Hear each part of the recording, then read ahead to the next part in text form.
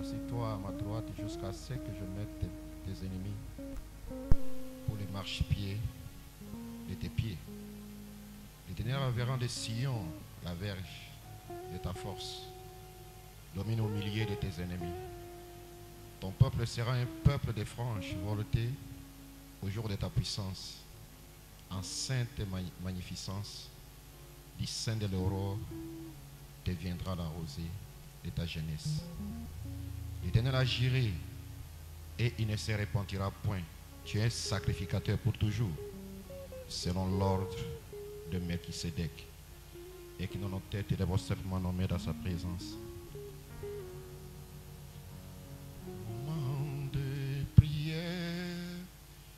Moment de prière qui m'appelle de mon souci et m'invite du trône de mon Père pour faire connaître mes désirs. En temps de peine et de chagrin, mon âme est toujours consolée. Des tentations par ton retour, moment de prière. Quel est ton Seigneur de nous approcher devant toi par la prière où toute chose est possible, Père. Bénis la réunion de ce soir, Père. La prédication qui sera apportée, Jésus, et que le Saint-Esprit lui-même puisse prendre le contrôle de toutes choses, Seigneur. Reçois la louange, la gloire et l'honneur dans le nom de Jésus-Christ. Moment de prière, moment de prière, quelle joie, quel bonheur je partage avec ceux-là dont le cœur brille d'ardent désir pour ton retour. Avec je m'apprécie là où mon Sauveur révèle sa face et joyeusement je m'y tiens là et j'ai t'entends moment de prière. Merci Jésus. Louange, gloire et honneur à lui. Amen. Est-ce que vous sentez bien ce soir? Gloire soit rendue à Dieu. On va chanter simplement ce cantique. Après, nous allons aller directement dans la parole de Dieu. Amen. Écoutez le message encore une fois ce soir sur les investissements. Amen. Amen. Ce sont des messages glorieux pour nous. Amen. Et si vous pouvez entrer simplement en esprit, voyez ensemble avec moi que Dieu vous bénira. Amen. Le Dieu puissant, c'est Jésus, c'est le pressant de pain, le Père de l'éternité, le Roi de beauté, le merveille à changer, c'est par qui toute chose est faite, la plénitude divine en Jésus incarné, tout est en lui, tout est en lui, la plénitude divine, tout est en lui, tout est en lui, mon Dieu, tout est en lui. Jésus est Dieu tout-puissant, tout est en lui, tout est en lui, tout est en lui, la plénitude divine, tout est en lui, tout est en lui, Jéhovah, tout est en lui. Jésus est Dieu tout-puissant, tout est en lui. Emmanuel, Dieu en nous, Jéhovah l'éternel, l'Esprit tout omniprésent qui remplit l'univers, les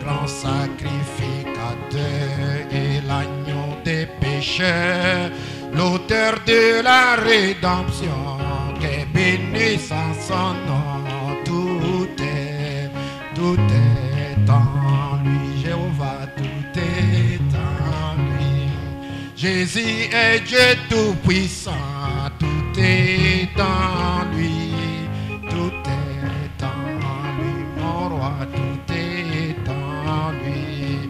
Jésus est Dieu tout-puissant, et tout est en lui, tout est en lui, Jéhovah, tout est en lui. Jésus est Dieu tout-puissant, et tout est en lui.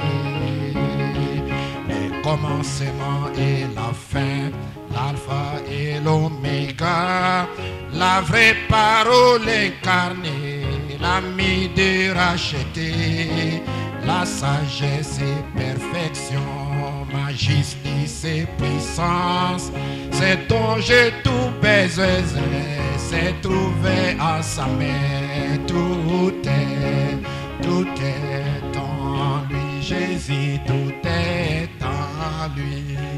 Jésus est Dieu tout-puissant et tout est en lui, mon Dieu, tout est en lui, Jéhovah, tout est en lui. La plénitude divine, tout est en lui, tout est en lui, Jésus, tout est en lui. Jésus est Dieu tout-puissant et tout est en lui. Amen. Glory. Voyez-vous que tout est en lui, n'est-ce pas? Parce que Jésus est le Dieu tout-puissant pour nous. Amen. Et ce soir, nous serons tellement bénis par ce message de ce soir, les investissements. Amen. Investir sa vie dans le royaume de Dieu. Tout ce qui est en toi, tu l'as investi dans le royaume du Seigneur. Et tout ce que tu feras, la main de Dieu sera dans ta vie. Et ce soir, nous croyons que le prophète de Dieu apportera un glorieux message pour l'épouse. Et croyez ensemble avec moi que vous serez bénis ce soir. Amen. Donc allons directement dans la bande. Et je crois que vous serez puissamment et glorieusement bénis. Que Dieu vous bénisse.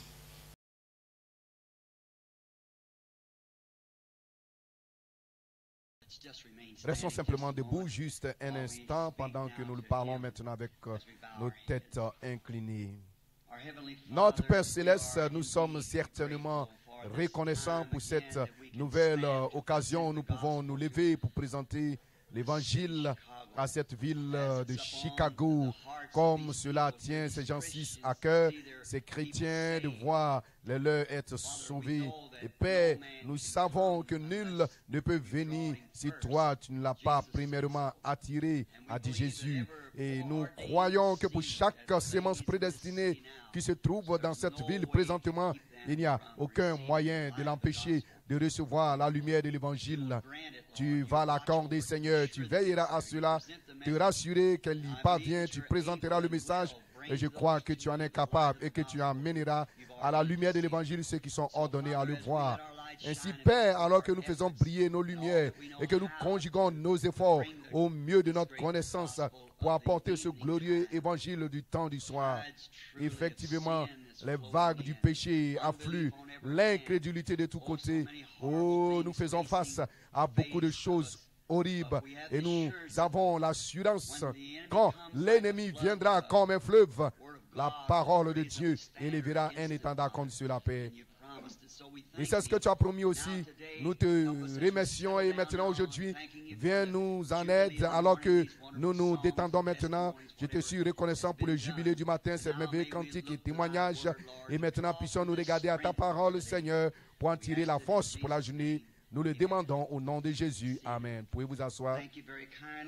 Tous mes remerciements pour cette bonne invitation à venir ici parmi vous. Et maintenant, j'aimerais remercier la petite dame ici pour son cantique, comme c'était merveilleux. Je pense que c'était la première fois pour moi de l'entendre chanter aussi, évidemment, notre frère Mel Johnson. J'avais demandé qu'il chante ce cantique-là. Souvenez-vous de moi. Et nous avons cela chez nous à la maison. J'aimerais encore la voir. Et Billy Paul, je pense, vit donc de ces chansons. Et pendant qu'on est au bureau, il les joue constamment pour les gens qui font des va-et-vient venant du monde entier. Et vous pouvez venir au bureau et entendre Mel Johnson chanter bien souvent là sur bande aussi. Lorsque je me sens un peu épuisé et fatigué, je vais m'asseoir quelque part dans une pièce et je parle simplement. J'augmente le volume de l'un des baffes et je réécoute cela. Ainsi, nous sommes très reconnaissants pour ces bons chanteurs. Je pense au temps où nous aurons traversé de l'autre côté de la rivière Jourdain. J'aimerais entendre cette voix d'or de Mel Johnson jointe à celle d'Ena Ekbe et de beaucoup de ces grands chanteurs qui ont traversé la rivière. Nous attendons donc à ce moment-là. J'aimerais remercier mon bon ami ici, Dr. Leville, un ancien prédicateur baptiste, un très bon érudit, un homme merveilleux qui m'a précédé dans cette semaine et qui a accompli le ministère à sa manière. Il m'a été d'une grande assistance ici dans la réunion. Et lorsque nous tenons ce genre de réunion, la prière pour les malades, nous appelons cela le service de guérison. Souvent juste les gens, devant les gens, mais évidemment nous savons que nous ne pouvons guérir personne, nous ne faisons que prier pour les gens. Quelqu'un a dit, il y a quelque temps, il a dit, Frère Branham, avez-vous guéri un tel? J'ai dit, je n'ai jamais guéri quelqu'un de ma vie, mais j'ai eu des exaucements directs à la prière, car Jésus l'a promis, et je crois à cela.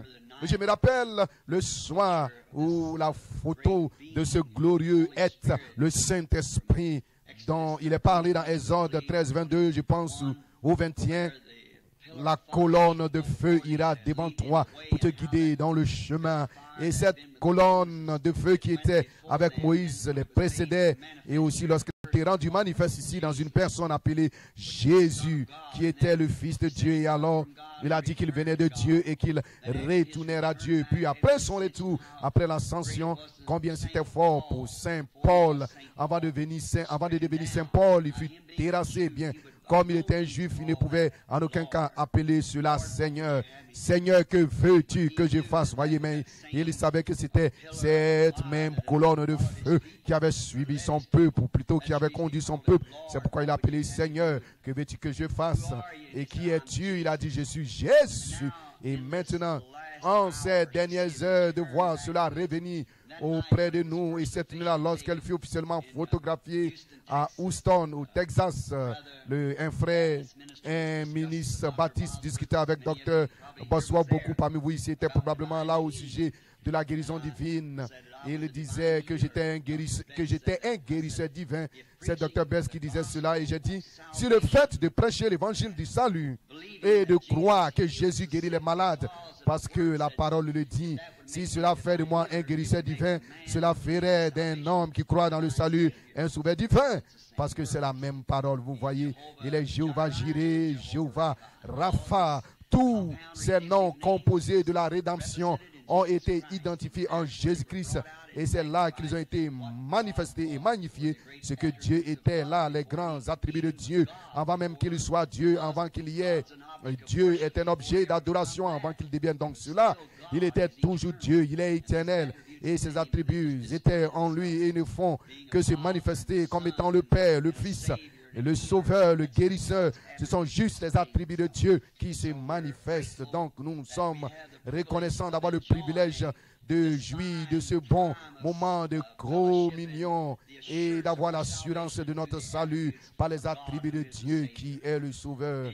Que son nom soit loué maintenant. J'aimerais remercier Frère Veil, un homme capable d'expliquer ces choses. Moi, je ne suis pas un théologien comme tout le monde le sait.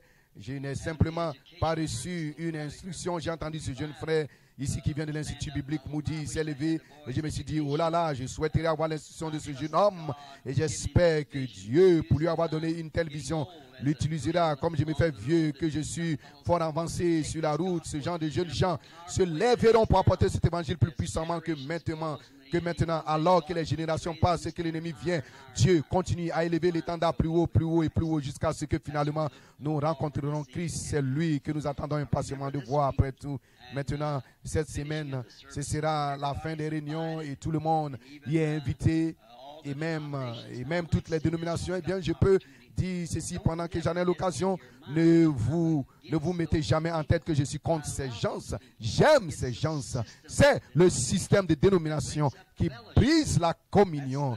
Je vais en Afrique du Sud maintenant, après avoir été invité depuis la dernière fois où j'avais été. En effet, nous avons quelques chapitres des hommes d'affaires du plein évangile et je ne suis membre d'aucune organisation, de rien, à part celle des hommes d'affaires du plein évangile, qui n'est cependant pas une organisation.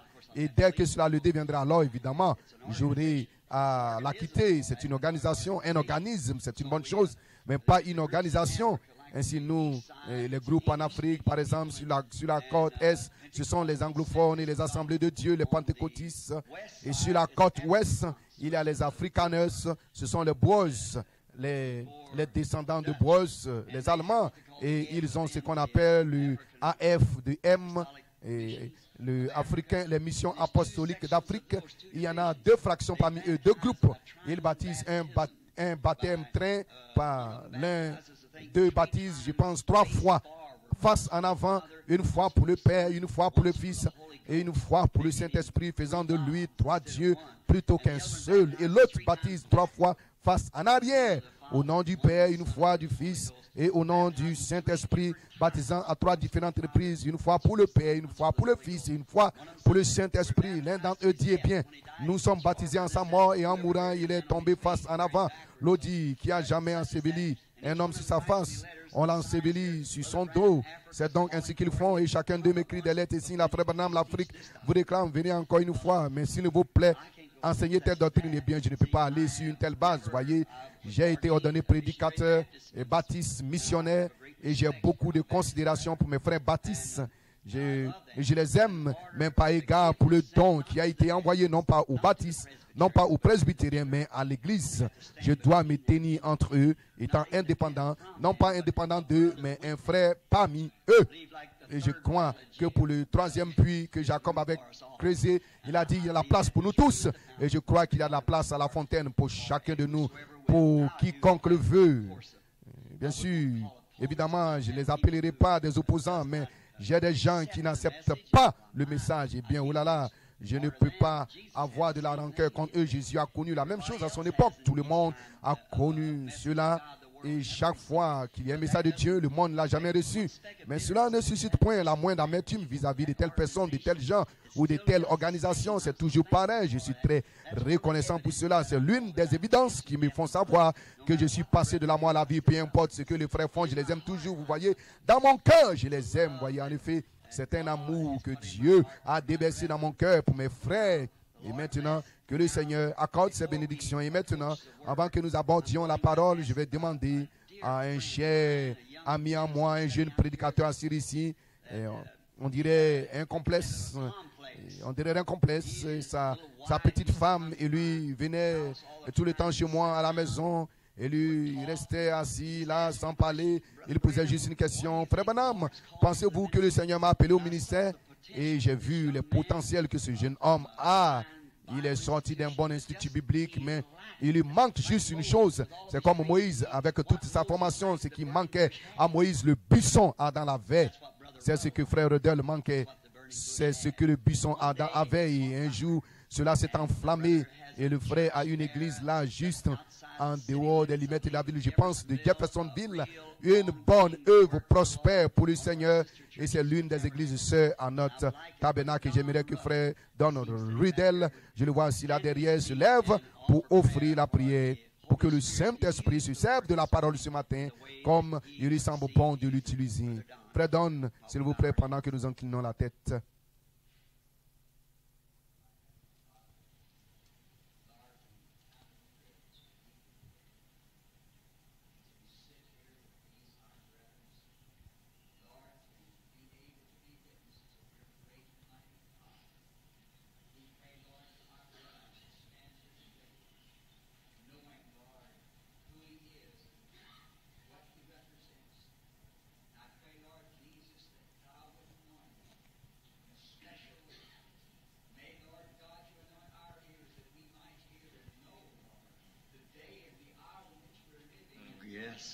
Oui, Seigneur.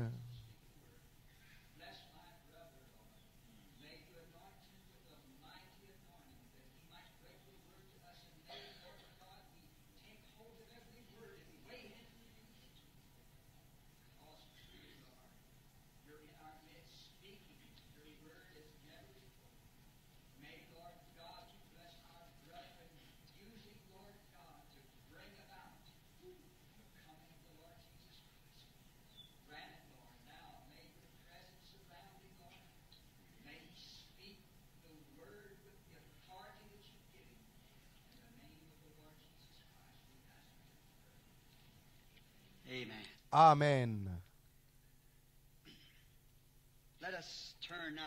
Prenons maintenant le passage des Écritures, alors que je change ce que j'allais dire ce matin, ce que j'avais à l'esprit de dire, après avoir entendu parler du divorce des hommes d'affaires. Vous savez, j'en avais moi-même une petite idée. Ouvrons dans Saint Marc le chapitre 10, commençant à partir du verset 17. Je pense que c'est ce que j'ai noté ici.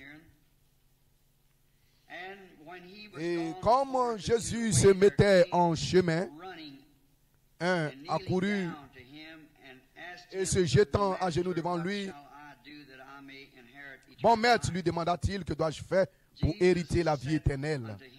Jésus lui dit, « Pourquoi m'appelles-tu bon? Il n'y a de bon que Dieu seul. Tu connais les commandements? Tu ne commettras point d'adultère, tu ne tueras point, tu ne déroberas point, tu ne diras point de faux témoignages, tu ne feras tort à personne, honore ton père et ta mère. » Il lui répondit, « Maître, j'ai observé toutes ces choses dès ma jeunesse. » Jésus, l'ayant regardé les mains, et lui dit, « Il te manque une chose. Va, vends tout ce que tu as, donne-le aux pauvres, et tu auras des trésors dans le ciel. Puis viens, prends ta croix et suis-moi. » Mais affligé de cette parole, cet homme s'en alla tout triste, car il avait de grands biens. Puisse le Seigneur ajouter ses bénédictions à la lecture de la parole. J'ai une petite déclaration que chez les hommes d'affaires du plein évangile, certains d'entre eux, comme nous le savons, nous les prédicateurs me demanderaient, dites donc, vous êtes un prédicateur, que faites-vous à côté de ces hommes d'affaires? J'ai dit, je suis un homme d'affaires. Ils ont dit, quel genre d'affaires faites-vous? J'ai dit, assurance vie éternelle. Voyez, non pas police d'assurance là, assurance. Assurance bénie. Jésus est mien. Oh, quel avant-goût de la gloire divine. Héritier du salut, racheté par Dieu, né de son esprit, lavé dans son sang. Et j'aimerais, comme ce sont des hommes d'affaires, et les hommes d'affaires aiment parler des affaires, bien sûr. Et j'aimerais dire aux hommes d'affaires ainsi qu'aux femmes d'affaires aussi qui sont assis ici, j'aimerais prendre ce passage des Écritures, premièrement il est intitulé « Les investissements ». Eh bien, chaque homme d'affaires pratiquement s'intéresse à un bon investissement sûr. Si vous êtes un homme d'affaires, c'est que vous vous y intéressez. Et un homme d'affaires cherche toujours à faire un bon investissement sûr. Vous savez, c'est une bonne chose que nous le fassions. Et ce matin, je vais vous parler du meilleur investissement que je connaisse. Et j'aimerais que vous me suivez attentivement sur les investissements. Eh bien, ce n'est pas une bonne ligne de conduite, pas du tout, pour un homme d'affaires de s'engager par hasard. Après tout, s'engager au hasard, c'est faire un jeu d'argent. Et le jeu d'argent, c'est une mauvaise chose. Nous n'aimerons pas pratiquer les jeux d'argent pour rien, car ce n'est pas bien. Certaines de ces histoires ici, devenez riche en une nuit, vous savez, un négociant ou quelque chose qui n'est même pas très bien établi, mais il peut vous présenter quelque chose qui semble très bien et vous direz, oh là là, et vous vous emballez simplement pour ça. Et alors, la chose suivante, vous savez, vous vous retrouvez en faillite. Mais si un homme est un bon homme d'affaires raisonnable, il doit premièrement chercher à trouver une affaire qui est bien établie, une vieille firme digne de confiance. Et aussi, ce n'est pas une bonne chose pour un homme d'affaires de garder son argent dans sa poche. Si vous ne faites pas, si vous gardez votre argent dans votre poche, il ne vous produira rien, mais il faut le faire et tourner quelque part, le placer. Alors faites attention à ce que vous faites. Eh bien, je pense que c'est le genre d'affaires que nous voulons. Et je pense que c'est bien raisonnable que nous ayons de telles pensées sur ce dont je vais parler. Eh bien, nous trouvons que si nous en avons beaucoup dans le monde aujourd'hui, des raccourcis, des devenir riches en une nuit, et ils apparaissent ici et là. J'avais un ami à qui on avait souturé toutes les épargnes de sa vie dans une affaire comme cela. Quelqu'un lui a dit, investissez votre argent ici, ceci est bien la chose, ceci est chose. Et cet homme a considéré un tableau peint qui lui a été présenté. Il a investi les épargnes de sa vie là-dedans et il a perdu tout ce qu'il avait en une nuit, juste en quelques jours. Puis cette compagnie avait fermé et les gens s'en étaient allés. Eh bien, un homme serait trop insensé pour faire pareille supercherie.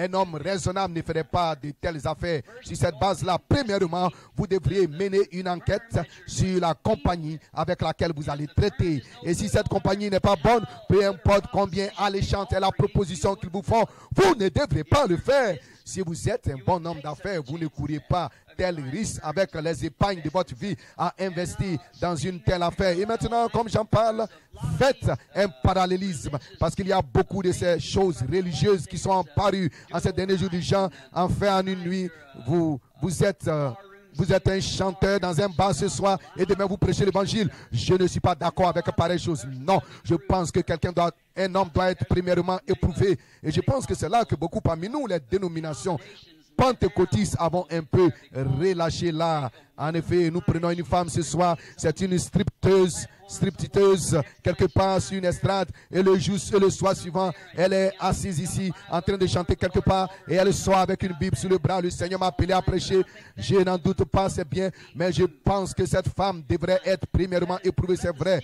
Que cela fasse ses preuves, que la semence croisse un petit moment et qu'on voit le genre de vie qu'il y a. En effet, même les gens qu'elle fréquentera ne croiront pas son témoignage à elle, ni son témoignage à lui. Quoi que ce soit, s'il la voit une nuit, ou s'il le voit une nuit dans un bail la nuit suivante là avec l'évangile, ils diront quel genre de supercherie est-ce après tout.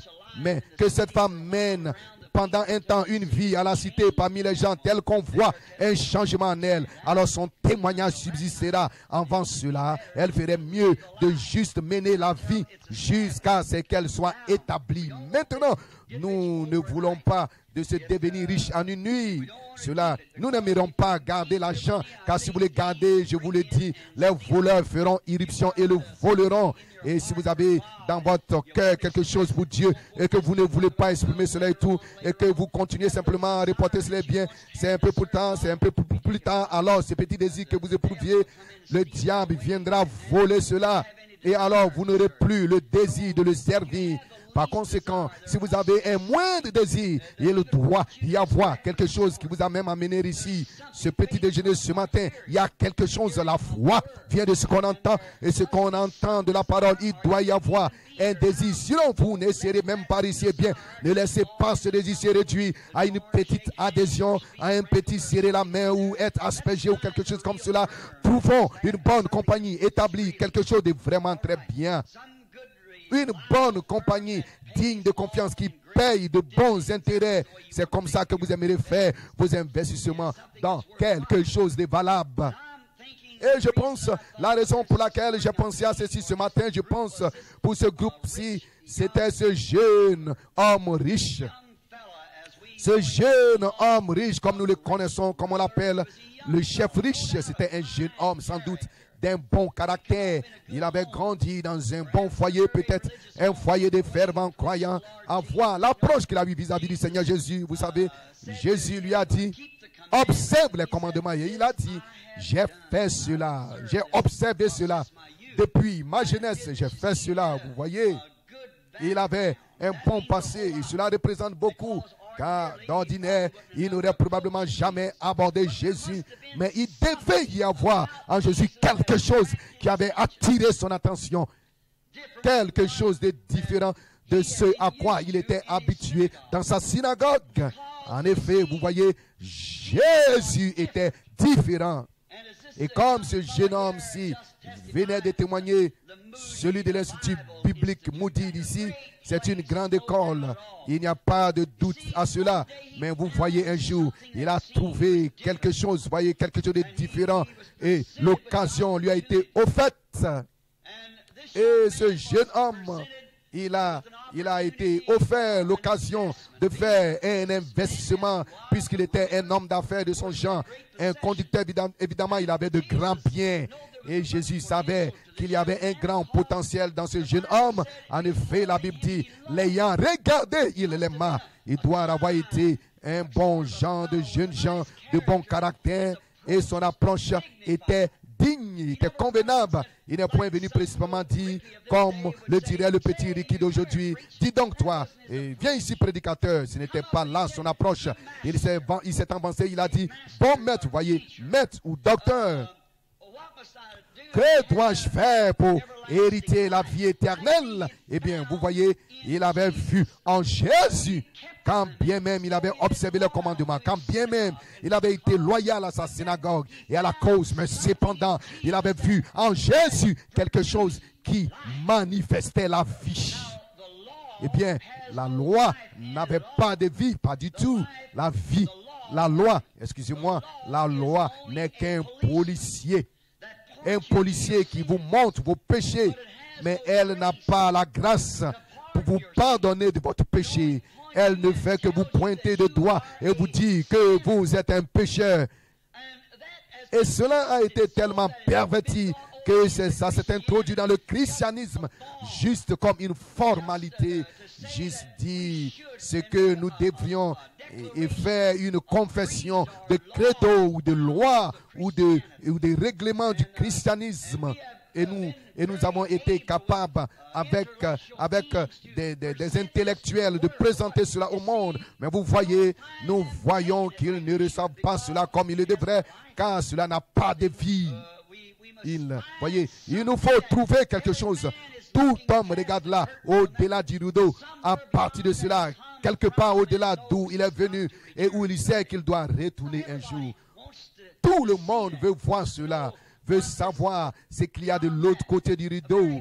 Un très bon tableau. Jésus a dit, lorsqu'un esprit d'impie est sorti d'un homme, avez-vous remarqué, il n'a point dit lorsqu'il est chassé d'un homme, mais lorsqu'il sort de son propre gré, lorsque l'esprit humain est sorti d'un homme et qu'il revient vers cet homme et qu'il trouve que la maison qu'il habitait a été balayée, ornée, alors il s'en va et il prend avec lui cet autre esprit méchant, des démons, des esprits impurs, et entre dans cet homme. Et la dernière condition de cet homme est 7 fois pire que la première. Avez-vous remarqué que le démon était sorti de son propre gré et qu'il est retourné de son propre gré? Oh, si cette maison était déjà occupée à son retour, il ne pourrait pas y entrer. Mais vous voyez, il l'a trouvé simplement balayé et orné. Et c'est un très beau tableau d'un moraliste, comme nous le représenterons aujourd'hui. Un homme qui cherche à se convaincre qu'il ira au ciel rien que parce qu'il a cessé de pratiquer les jeux d'argent, ou peut-être parce qu'il a cessé de courir avec une femme qui n'est pas la sienne, ou qu'il a cessé de boire le jus de nouvelle an, ou il a tourné une nouvelle feuille, qu'il a dirigé une église. Voyez, il n'est pas réellement converti, c'est juste un moraliste. Et le diable se sert des moralistes juste pour aller là et donner une image grossière, alors qu'en réalité, la vraie puissance du Christ vivant n'est pas là. Voyez, le monde veut voir Christ. Jésus a dit, je suis le cep, vous êtes les sarments. Et c'est le sarment qui rend témoignage du cep, car il absorbe son énergie et la vie du cep. Eh bien, le premier cep, le premier sarment qui a été porté par ce cep, ils ont écrit un livre des actes après ce serment-là. Nous voyons comment le Saint-Esprit avait agi dans cette première église, cette église de la Pentecôte. Et comme nous le croyons, si jamais ce cep originel produit un autre serment, on écrira un autre livre des actes après cela, car c'est la même vie qui est dans le cep. Et si le premier sarment qui a porté une grappe de raisin, et qu'après nous en trouvons un tarici qui porte des pastèques ou des citrouilles ou des concombres, nous savons que ce n'est pas la vie qui est dans le cep. C'est pourquoi je pense que même nous qui nous disons pentecôtistes, nous avons manqué de présenter la véritable chose que Christ nous a montré à présenter. Le Saint-Esprit et la vie de l'Esprit. Vous voyez, nous présentons quelquefois des sensations et nous représentons quelquefois la joie, mais c'est bon, mais il y en a plus que cela. Il y a un fruit qui accompagne cela, que l'homme affamé et cherche ce fruit de l'esprit. Et c'est ça la qualité qui était en Jésus. En effet, parce que Jésus n'était pas juste un homme ordinaire. Jésus était Dieu. Il n'était rien de moins que Dieu. Pas juste un prophète, cependant il était un prophète. Il était le Dieu prophète. Il était la maison dans laquelle la plénitude de Dieu habitait en lui, habitait corporellement la plénitude de la divinité. Dieu condescendant pour devenir un homme afin de mourir. Dieu ne pouvait pas mourir en tant qu'un esprit. Il ne pouvait pas mourir en tant que tel. Il est éternel et il ne pouvait pas mourir. Mais Dieu a pu se rendre tel qu'il pouvait éprouver la douleur. Il pouvait sentir et souffrir. Dieu ne pouvait pas souffrir en tant qu'un esprit éternel. Mais lorsqu'il est devenu un homme, il pouvait souffrir. Il pouvait éprouver la douleur et souffrir des tentations que l'homme connaissait comme Adam et Ève dans le jardin d'Éden et tout le monde depuis lors.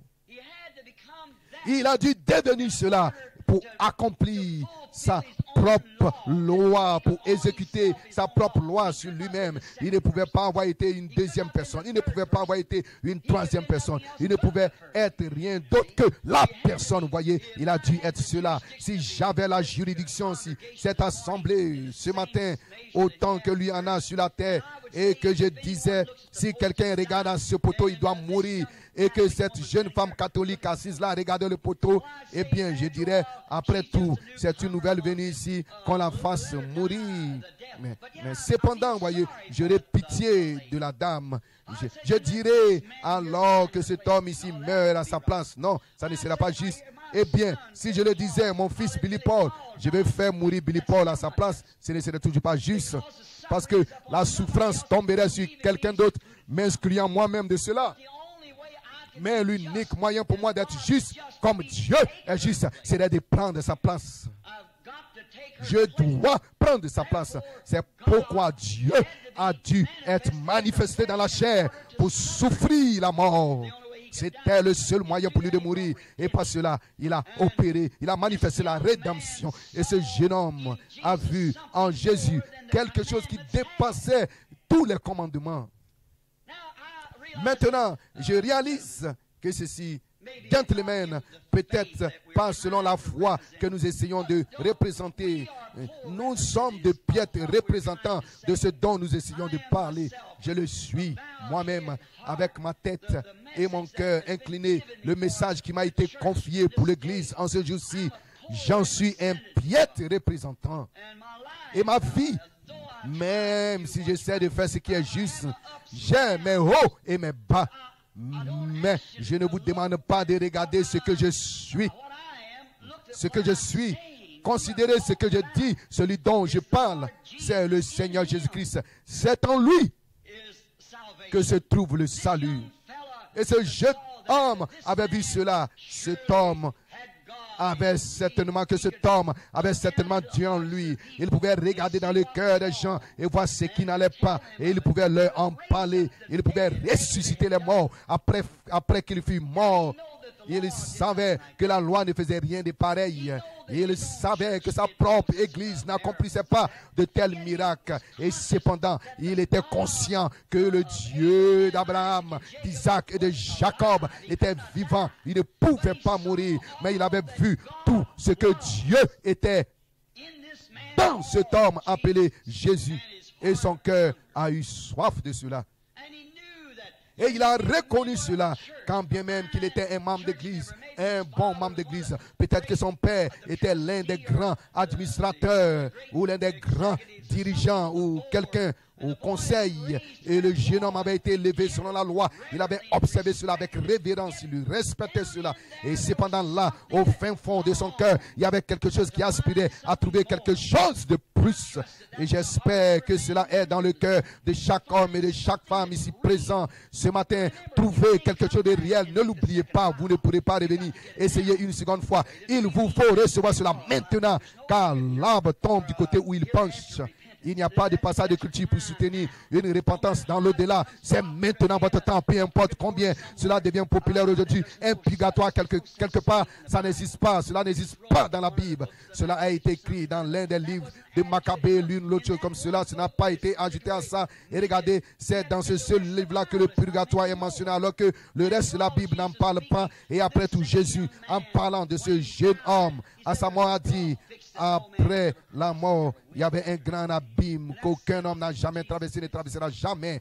C'est réglé puisque Jésus l'a dit. Et bien, nous découvrons ici que la fin de devenir un partenaire, ou non pas un partenaire, mais une source de vie qui existait en Christ. Ce jeune homme voulait devenir une partie de cela, juste ce que Jésus avait l'intention de donner, la nouvelle naissance. C'est ce que nous avons aujourd'hui, l'opportunité de recevoir la nouvelle naissance, afin que nous devenions une partie de Dieu, voyez, des fils et des filles de Dieu.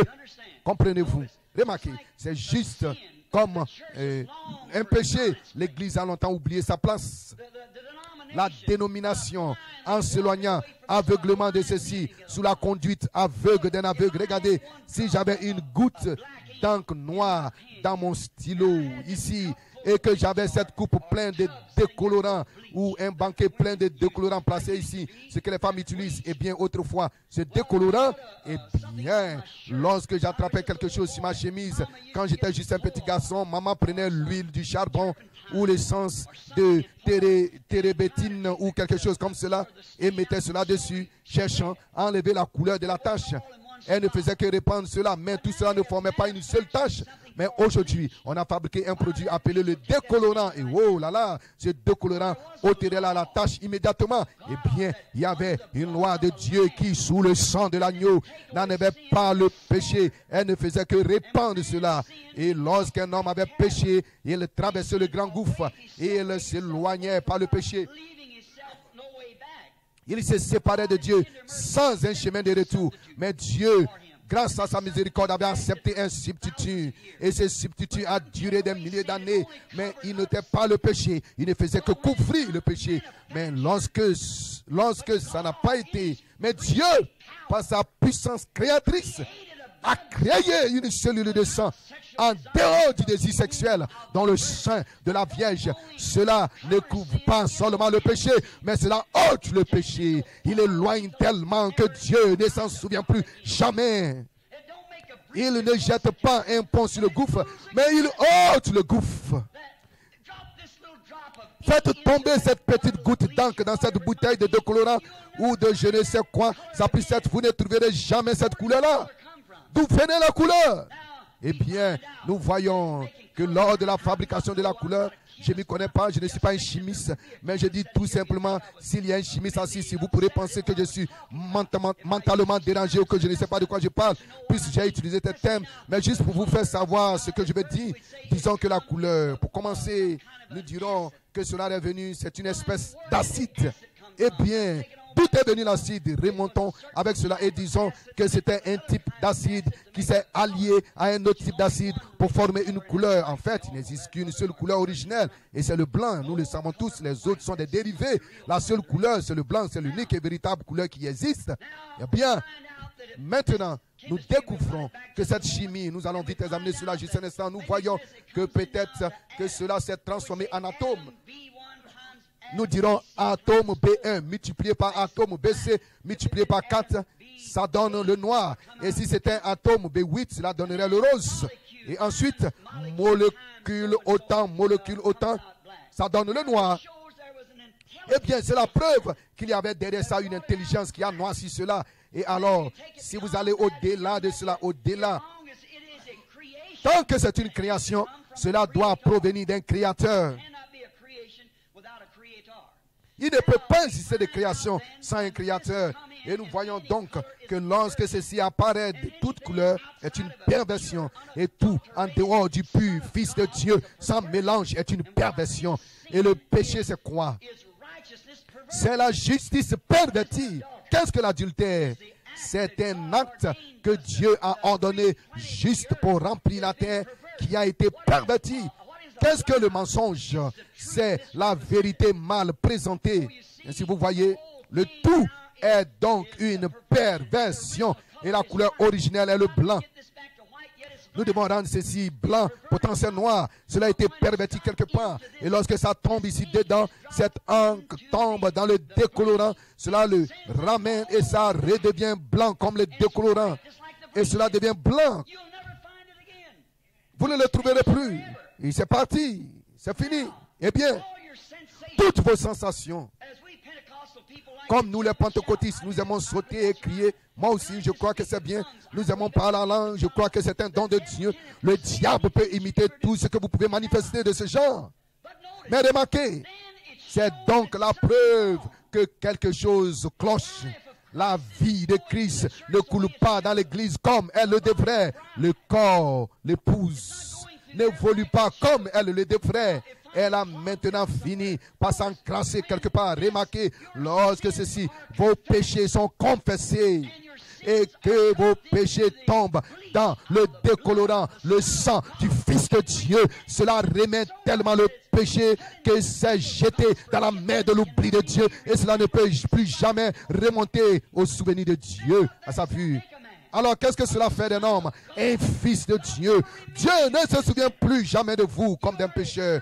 Vous êtes un fils, vous êtes une fille. Il n'y a plus du tout de souvenir du péché. Dieu jette cela dans la mer de l'oubli, le décolorant. La mer de l'oubli, c'est le sang de Christ qui a été versé pour vous. Et par conséquent, alors vous et Dieu, vous devenez père et fils. Par la grâce de Jésus-Christ, non pas par quelque chose que vous avez fait, mais par sa grâce. Vous êtes des fils et des filles de Dieu, participants de cette bénédiction, de sa puissance et de sa vie. Sa vie est en vous, car vous êtes un fils de Dieu. Oh, si l'Église pouvait, si seulement nous pouvions représenter cela. Il n'est pas étonnant que Jésus ait dit, si vous demeurez en moi et que mes paroles demeurent en vous, demandez alors ce que vous voudrez. Voyez, les œuvres que je fais, Jean 14, 12, celui qui croit, qui a confessé, qui croit en moi, fera aussi les œuvres que je fais. Parce qu'en effet, Dieu est dans le croyant juste comme il était en Christ. Non pas dans la plénitude comme il était en Christ, mais il est en vous exactement qu'il était. Car vous êtes un fils de Dieu par Jésus-Christ. Oh, comme ce jeune homme, malgré la vie de son église, pouvait voir qu'il y avait quelque chose dans le Seigneur Jésus. Et il a été confronté à ce problème de venir à Jésus. Pourtant, c'était contraire à ce que son église soutenait. Mais il a eu le courage, il y avait quelque chose en lui qui voulait découvrir une fin. Et alors, il est venu auprès du Seigneur Jésus. Et ce jeune homme, je pense qu'il lui a été alors offert la possibilité de faire cet investissement. Mais il n'était pas intéressé à un tel investissement. C'était bien tant qu'il pouvait continuer à vivre avec ses amis, continuer à faire ses activités, qu'il essaie s'y associer et cependant vouloir s'abandonner. Oh, c'est là que nous trouvons le grand problème aujourd'hui. C'est que l'Église connaît les Écritures. Tenez, l'institut d'où est sorti ce jeune garçon ici et ses autres, ce frère Baptiste assis ici, ils connaissent cette parole. Ce sont des étudiants de la parole. Et cependant, ils disent, eh bien, nous croyons cela, nous acceptons cela. C'est juste comme une bouteille de médicaments, une cure. Voyez, ce n'est pas une cure morale, cela manifeste la vie de Christ. Voyez, si vous recevez l'évangile, vous devenez alors une partie de l'évangile. Et si vous devenez une partie de cela, comme Pierre, Jacques, Jean et les autres l'avaient fait à la Pentecôte, votre vie est un autre livre vivant des actes. Il n'y a pas d'échappatoire. Jésus a dit dans Marc 16, voici les miracles qui accompagneront ceux qui auront cru. Mais les gens veulent apprendre, ils passent par les séminaires, des écoles pour apprendre cela, mais ils ne veulent rien de ça. Eux-mêmes, et pourtant, ils pensent avoir reçu cela. Ils pensent avoir reçu, mais les actes parlent plus fort que toutes les paroles qu'ils peuvent prononcer. Votre vie le prouve. Tout ce que vous êtes et cet homme ne s'intéressait pas à une telle chose. quoique ce grand investissement ne fut pas juste quelque chose d'une nuit, ce n'était pas quelque chose que Jésus lui aurait demandé disant, viens, jette-toi là-dedans. Jésus avait été parfaitement identifié comme étant le Fils de Dieu. Comment un homme pouvait-il aller à une tombe où gisait un homme mort et dire, l'encens sort, si ce n'était pas Dieu?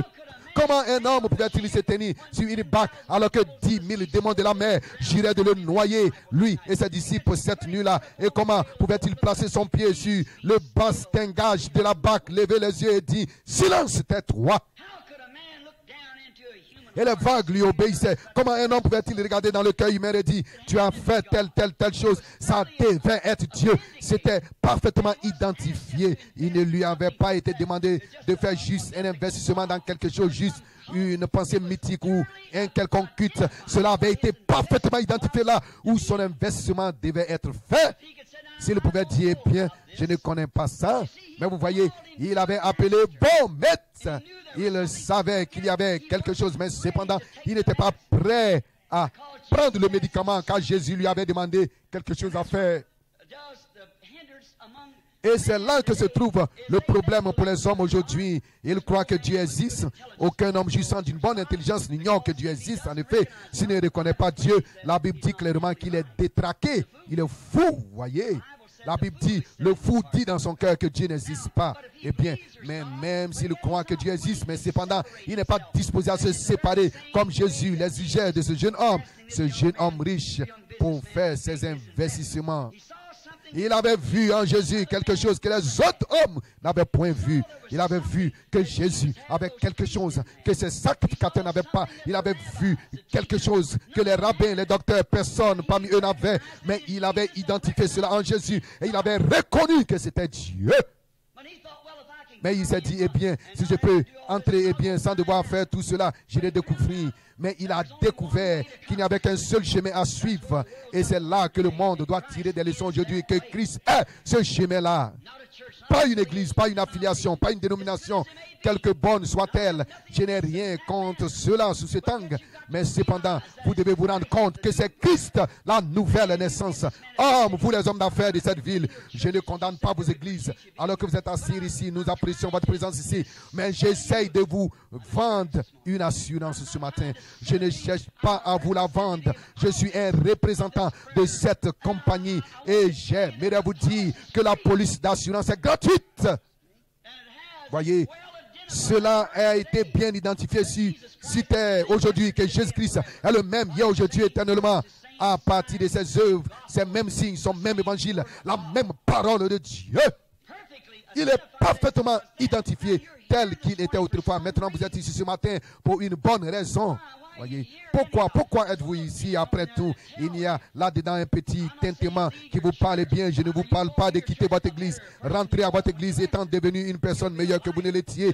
Lorsque vous l'avez quitté, vous deviendrez une lumière placée sur une colline, une lampe allumée qui n'est pas cachée sous le boisseau. Vous aurez la vie éternelle.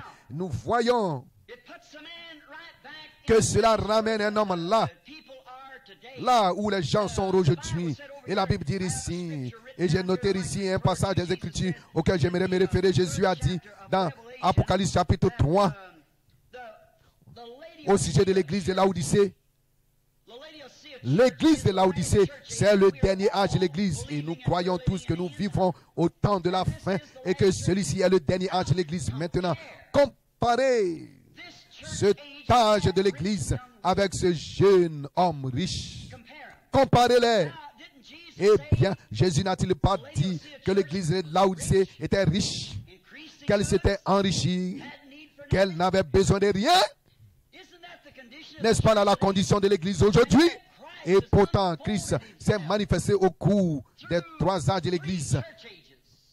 Au cours des 3 âges de l'église, par Luther, par Wesley, et dans l'âge de la Pentecôte, il s'est manifesté lui-même dans sa parole, par la justification, la sanctification et le baptême du Saint-Esprit, la restauration des dons. Et maintenant, par sa propre identité personnelle parmi eux.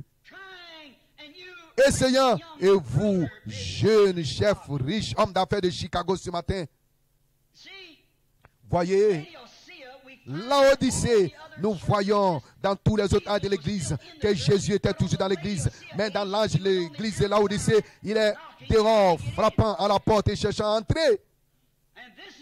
Et celui-ci est l'âge où la manifestation de Christ a été si parfaite à l'image de Christ dans son église que les églises, comme le frère l'a dit il y a quelques instants, ferment la porte. Et pourtant, il se tient avec amour, frappant la porte. Si quelqu'un a soif, a faim ou soif, comprenez-vous? On s'attend à une porte fermée. C'est l'âge de Laodicée. La Bible dit qu'il en sera ainsi. Et si votre dénomination a fermé la porte à un tel message, à un tel messager, pas moi je suis votre frère, votre compagnon de service, mais le messager, c'est le Saint-Esprit qui se manifeste lui-même au travers des êtres humains, l'Église que Christ a sanctifiée dans ce but-là même. Et maintenant, il vous est offert une occasion de faire un investissement pour cette vie éternelle. Vos affaires peuvent être légitimes et importantes, mais il n'y a pas d'affaire plus importante que le salut de votre propre vie.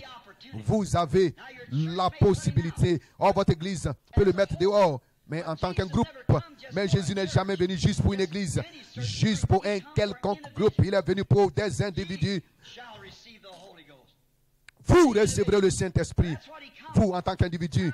C'est pour cela qu'il est venu. Maintenant, nous voyons qu'il est présentement offert à l'âge de l'église de Laodicée la même opportunité d'investir dans la même personne que le jeune homme riche avait carrément rejeté. Et c'est pareil pour l'âge de l'église de Laodicée. Ils le rejettent carrément. Ils le mettent dehors. Ils aiment. Qu'est-ce que ce jeune homme, ce jeune conducteur, qu'est-ce qu'il avait dit? Il s'en allait triste, car il avait de grands biens. C'était une grande opportunité. Pourtant, il était tellement riche qu'il pensait que cela ruinerait sa richesse. Et je me demande si la popularité d'un homme dans le Kiwanis ou dans une loge, ou peut-être sa popularité dans l'église, même en tant que pasteur, serait tellement grande dans cette dénomination-là qu'il se détournerait de la même opportunité, qu'il rejetterait cela froidement parce que cela pourrait ruiner son héritage dans l'église. Je me demande si l'administration de votre église, l'organisation est assez importante pour vous ce matin, plus que vous, parmi vous les hommes, les membres d'église qui êtes assis ici ce matin comme des hommes d'affaires. Pensez-y. Cela avait été offert au jeune homme riche. Il a rejeté. Et Christ en retour a dit que l'âge de l'église fera la même chose dans les derniers jours. Maintenant, c'est à Chicago, maintenant, que vous êtes confrontés à prendre une décision. Le temps s'écoule. Vous devez faire cela tout de suite. Prenez votre décision pour Christ et naissez de son esprit. Et maintenant, nous découvrons donc que cet homme riche a fait cela parce qu'il aimait le monde. Il aimait sa communion avec son organisation plus qu'il aimait sa communion avec le Seigneur Jésus. Et beaucoup parmi eux ce matin disent, eh bien, je serais considéré comme l'un d'entre vous, les pentecôtistes, je serais considéré comme un saint athée si je faisais pareille chose. Eh bien, où se trouve votre trésor après tout? Cela se trouve-t-il dans votre église, dans votre affaire ou au ciel? Car là où est ton trésor, là aussi est ton cœur. Pourquoi donc ne pas faire un investissement ce matin pour la vie? Vos affaires se réduiront en poussière l'un de ces jours. Je ne sais pas, ce frère qui a prophétisé, et les frères plutôt au sujet du raz des marées, ça peut être vrai, mais je dis une seule chose, je serai cela, la Bible dit que cette terre brûlera. Et Chicago n'en a jamais connu un comme celui qu'il va connaître un jour. Et Dieu, le Dieu juste, ne peut pas laisser Chicago échapper à sa colère. Comme un ami l'avait dit une fois, c'était frère Jacques Moore, il avait dit, si Dieu laisse cette génération s'en tirer après avoir rejeté l'évangile et fait les choses qu'ils font et avoir vécu dans les gens de péché où ils vivent, l'immoralité et tout, eh bien, il serait tenu de ressusciter Sodome et Gomorrhe et de leur présenter des excuses pour les avoir détruits. Donc, ils ont rejeté, ils ont évité cela, ils ont regardé Christ en face. Cela, le mouvement de Christ n'a jamais été une immense activité mondiale. C'est l'humilité. Eh bien, il était dans le monde du temps où il exerçait son ministère. Peut-être qu'un tiers des Juifs en Palestine n'avaient jamais rien su à son sujet jusqu'à son départ. Voyez. Et ils ne savent jamais cela jusqu'à ce que ce soit trop tard. Mais pensons ce matin que celui-ci est un jour spécial où il nous a offert en tant qu'homme d'affaires de faire un investissement en Jésus-Christ, de renoncer, d'être prêt, d'abandonner simplement tout ce qu'il y a qui est cher à ce monde, afin que nous puissions trouver le trésor du ciel, comme Jésus avait dit à ce jeune homme. Viens, prends ta croix et suis-moi. Pas prendre ta popularité, pour que tout le monde dise certainement, docteur, venez ici, c'est bien magnifique, le diacre, vous. Non, c'est une croix et vous, on peut vous tasser de fous, d'hérétiques. Et comme Paul, vous pouvez témoigner disant, je sais le Dieu de mes pères selon la voie qu'ils appellent une secte, voyez. D'autres hommes nous ont précédés qui ont eu à prendre ce genre de décision. Et rappelez-vous, Saint Paul et le jeune homme riche étaient l'un, l'opposé de l'autre. Paul était un homme qui avait aussi un grand avenir devant lui. Cela lui avait été offert, mais il avait accepté. Maintenant, vous pouvez considérer les fins et vous situer vous-même ce que sera votre fin. Vous pouvez fonder cela sur la parole, et plutôt l'immuable parole de Dieu, la promesse de Dieu. Dieu ne peut pas faire une chose et ensuite changer et faire autre chose à ce sujet et dire qu'il avait mal agi pour commencer. Dieu ne peut pas changer. Il est Dieu et Dieu est la parole. Eh bien, cette parole avait été bien identifiée comme étant le Fils de Dieu. Il avait vu en Jésus-Christ quelque chose que les autres hommes n'avaient pas vu. Mais le prix était trop élevé et il est trop élevé aujourd'hui pour l'église de Laodicée. Mais rappelez-vous, ils étaient sortis de la synagogue parce que cela l'avait mis hors de la synagogue, car il n'y avait pas de place pour lui dans la synagogue. Aujourd'hui, ils mettent Christ hors de l'organisation. La véritable manifestation, la manifestation vivante, totalement identifiée, la parole confirmée de Dieu, devant laquelle nul ne peut subsister, qui confirme que Christ est ressuscité d'entre les morts et que sa vie vit dans son peuple, accomplissant la même œuvre qu'il avait faite. Cela doit être taxé du diable, de 10 heures de bonne aventure, de 10 heures de bonne aventure et de tout le reste. Mais rappelez-vous, la parole demeure la même. Un seul mot contre elle ne sera pardonné. Cela ne sera jamais pardonné, ni dans ce siècle, ni dans le siècle à venir. Celui-ci est le dernier âge de l'Église. Cela ne pouvait pas avoir lieu dans les autres âges. Cela devait se faire dans cet âge-ci, chaque horloge. Si seulement nous en avions le temps, nous pourrions bien volontiers le présenter ici, le prouver. La parole de Dieu se confirme maintenant. Et la dernière parole, l'Église appelée à sortir, et Abraham est le type, et Sodome.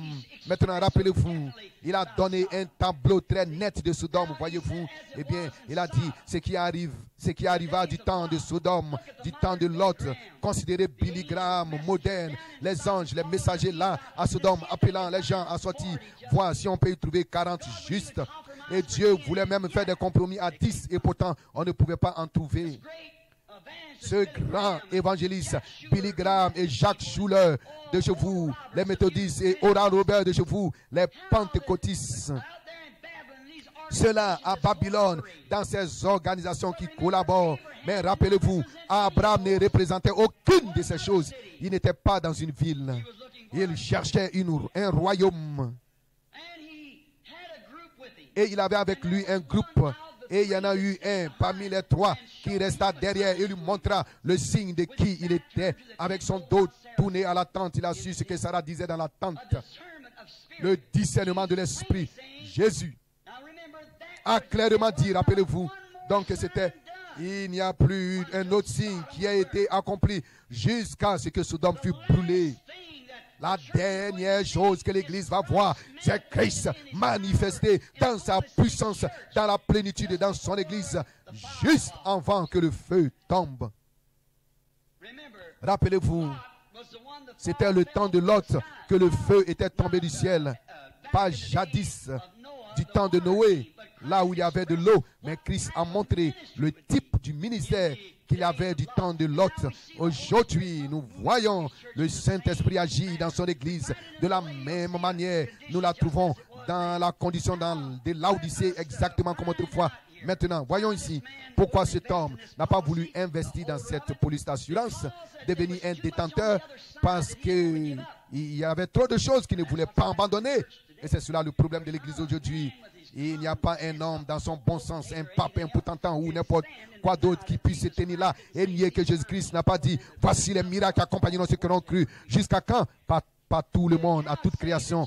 Et il ne peut pas dire que Jésus n'a pas dit « Encore un peu de temps et le monde, le cosmos, l'ordre du monde ne me verra plus. » L'ordre de l'Église, l'ordre dans le monde, l'ordre du monde, pense-t-il. Et le royaume de Dieu n'est jamais du monde.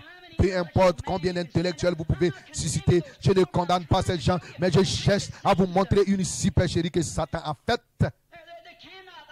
Ils ne peuvent pas, peu importe combien ils sont grands, vous les pentecôtistes, vous les unitaires, vous, que tous les trinitaires s'unissent à vous. Et vous les trinitaires, vous voulez que tous les unitaires, l'église de Dieu, les autres s'unissent à vous.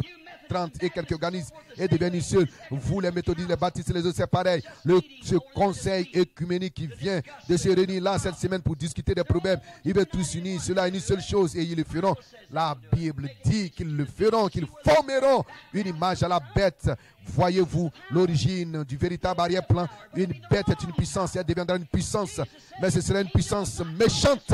Jésus a dit que son royaume n'était pas de ce monde. S'il était son royaume, ses représentants combattraient. Mais il a dit, mon royaume est d'en haut. Vous voyez, le royaume de Dieu n'est pas une organisation qui peut constituer une grande chose. C'est la puissance de Dieu, le Saint-Esprit dans la vie humaine. Allons-y rapidement, je ne vais pas vous garder longtemps ici. Et je vous ai déjà gardé trop longtemps maintenant. Mais puis-je avoir quelques minutes de plus? Oui, nous allons nous dépêcher. Je pense que vous savez de quoi je parle. Examinons juste certains détenteurs de la police d'assurance de la vie éternelle qui avaient fait cet investissement dans la vie éternelle. Les détenteurs de cette police de la parole de Dieu. Rappelez-vous, ceci est Dieu sous forme imprimée. Mes paroles sont esprit, a dit Jésus. Elles sont vie. A-t-il dit cela? Il a aussi dit dans Saint Jean, le chapitre 1, la Bible nous dit, au commencement était la parole. Et la parole était Dieu. Et la parole a été faite chair, comme je viens de vous le dire. Et elle a habité parmi nous. Il est toujours le même hier. La parole qui était, la parole qui est et la parole qui doit venir. Il est tout dans la Bible. Et si vous lisez la Bible et que vous ne voyez pas Jésus, vous ferez mieux donc de revenir de relire ce passage des Écritures. Parce que ceci est le témoignage de Jésus-Christ, l'Ancien Testament sous forme de type, le Nouveau Testament qu'il accomplit. Donc, Jésus est celui qui était l'histoire, celui qui était jadis, au commencement, la prophétie, il était la prophétie, il était l'histoire, il était les psaumes, il était le Seigneur Jésus et il est les choses à venir qui sont dans la Bible. C'est ce qu'il est, le témoignage de Jésus-Christ, c'est la Bible. Eh bien, la Bible est appelée la parole de Dieu et Dieu doit juger le monde par un étalon.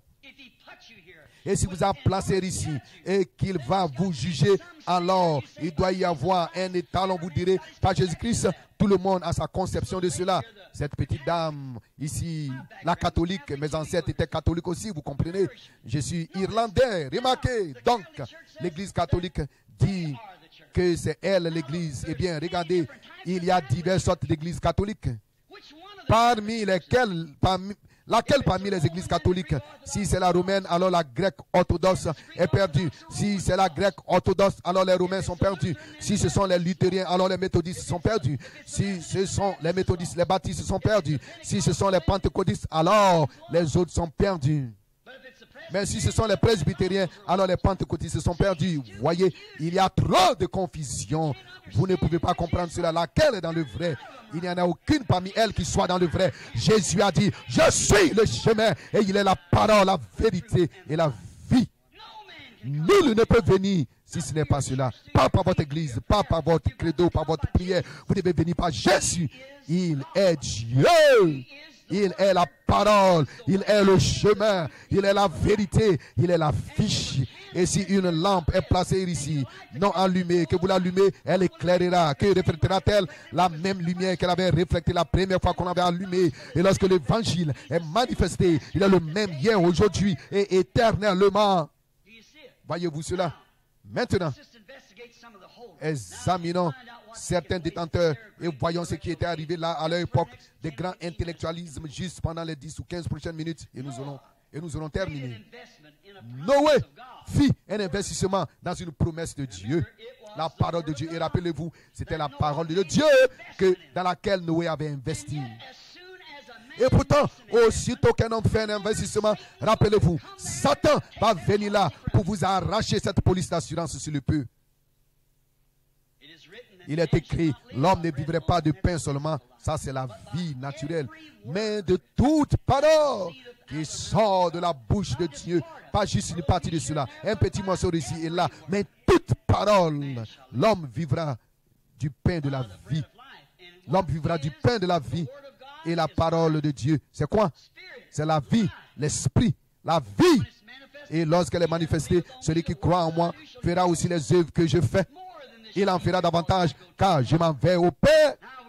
Eh bien, nous découvrons que Noé a été mis à l'épreuve après avoir fait son investissement. Il en sera de même pour vous, mon frère. Et s'il n'y a pas un temps d'épreuve, c'est que vous n'avez donc pas encore fait votre investissement. En effet, votre ennemi se tient là, le chien de son fusil tiré, la corde d'arc tirée, prêt à tirer chaque flèche empoisonnée qu'il peut tirer, chaque culte, chaque petite conception, chaque géant intellectuel comme Goliath. Il les enverra là. Ils paraîtront plus élancés que les frères avec lesquels vous êtes associés, vos petits frères ignorants et illettrés. Il enverra des géants très intellectuels et spirituels et des grandes écoles qui peuvent vous dissuader surtout. Mais si vous avez fait votre investissement et que vous avez fait cacheter et sceller votre police d'assurance par le Saint-Esprit, il n'y a rien qui va l'effacer. Nul n'a le droit de prêcher l'évangile avant de s'être retrouvé dans le secret derrière le désert et de s'être retrouvé seul avec Dieu en un lieu. Aucun intellectuel dans le monde ne peut vous en dissuader. C'est vrai, vous étiez là. Vous savez que quelque chose est arrivé, peu importe combien il peut vous expliquer cela. Mais attendez, vous savez que quelque chose est arrivé. Vous savez que quelque chose est arrivé. Vous avez vu cela de vos yeux. Vous avez parlé à cela et cela vous a répondu. Cela vous a scellé dans son être et vous en êtes devenu une partie. Et vous vous éloignez du géant intellectuel. Nous en avons beaucoup dans le monde aujourd'hui et certains dangereux aussi qui sont formés en théologie ou sous l'angle de la théologie. Ils ont été formés à se servir de cela. Ils savent ce qu'ils font. Mais n'ayez pas peur, David, si le Seigneur Dieu est avec vous. Remarquez, Satan a tenté Noé sur son investissement. Il a tenté de le faire douter.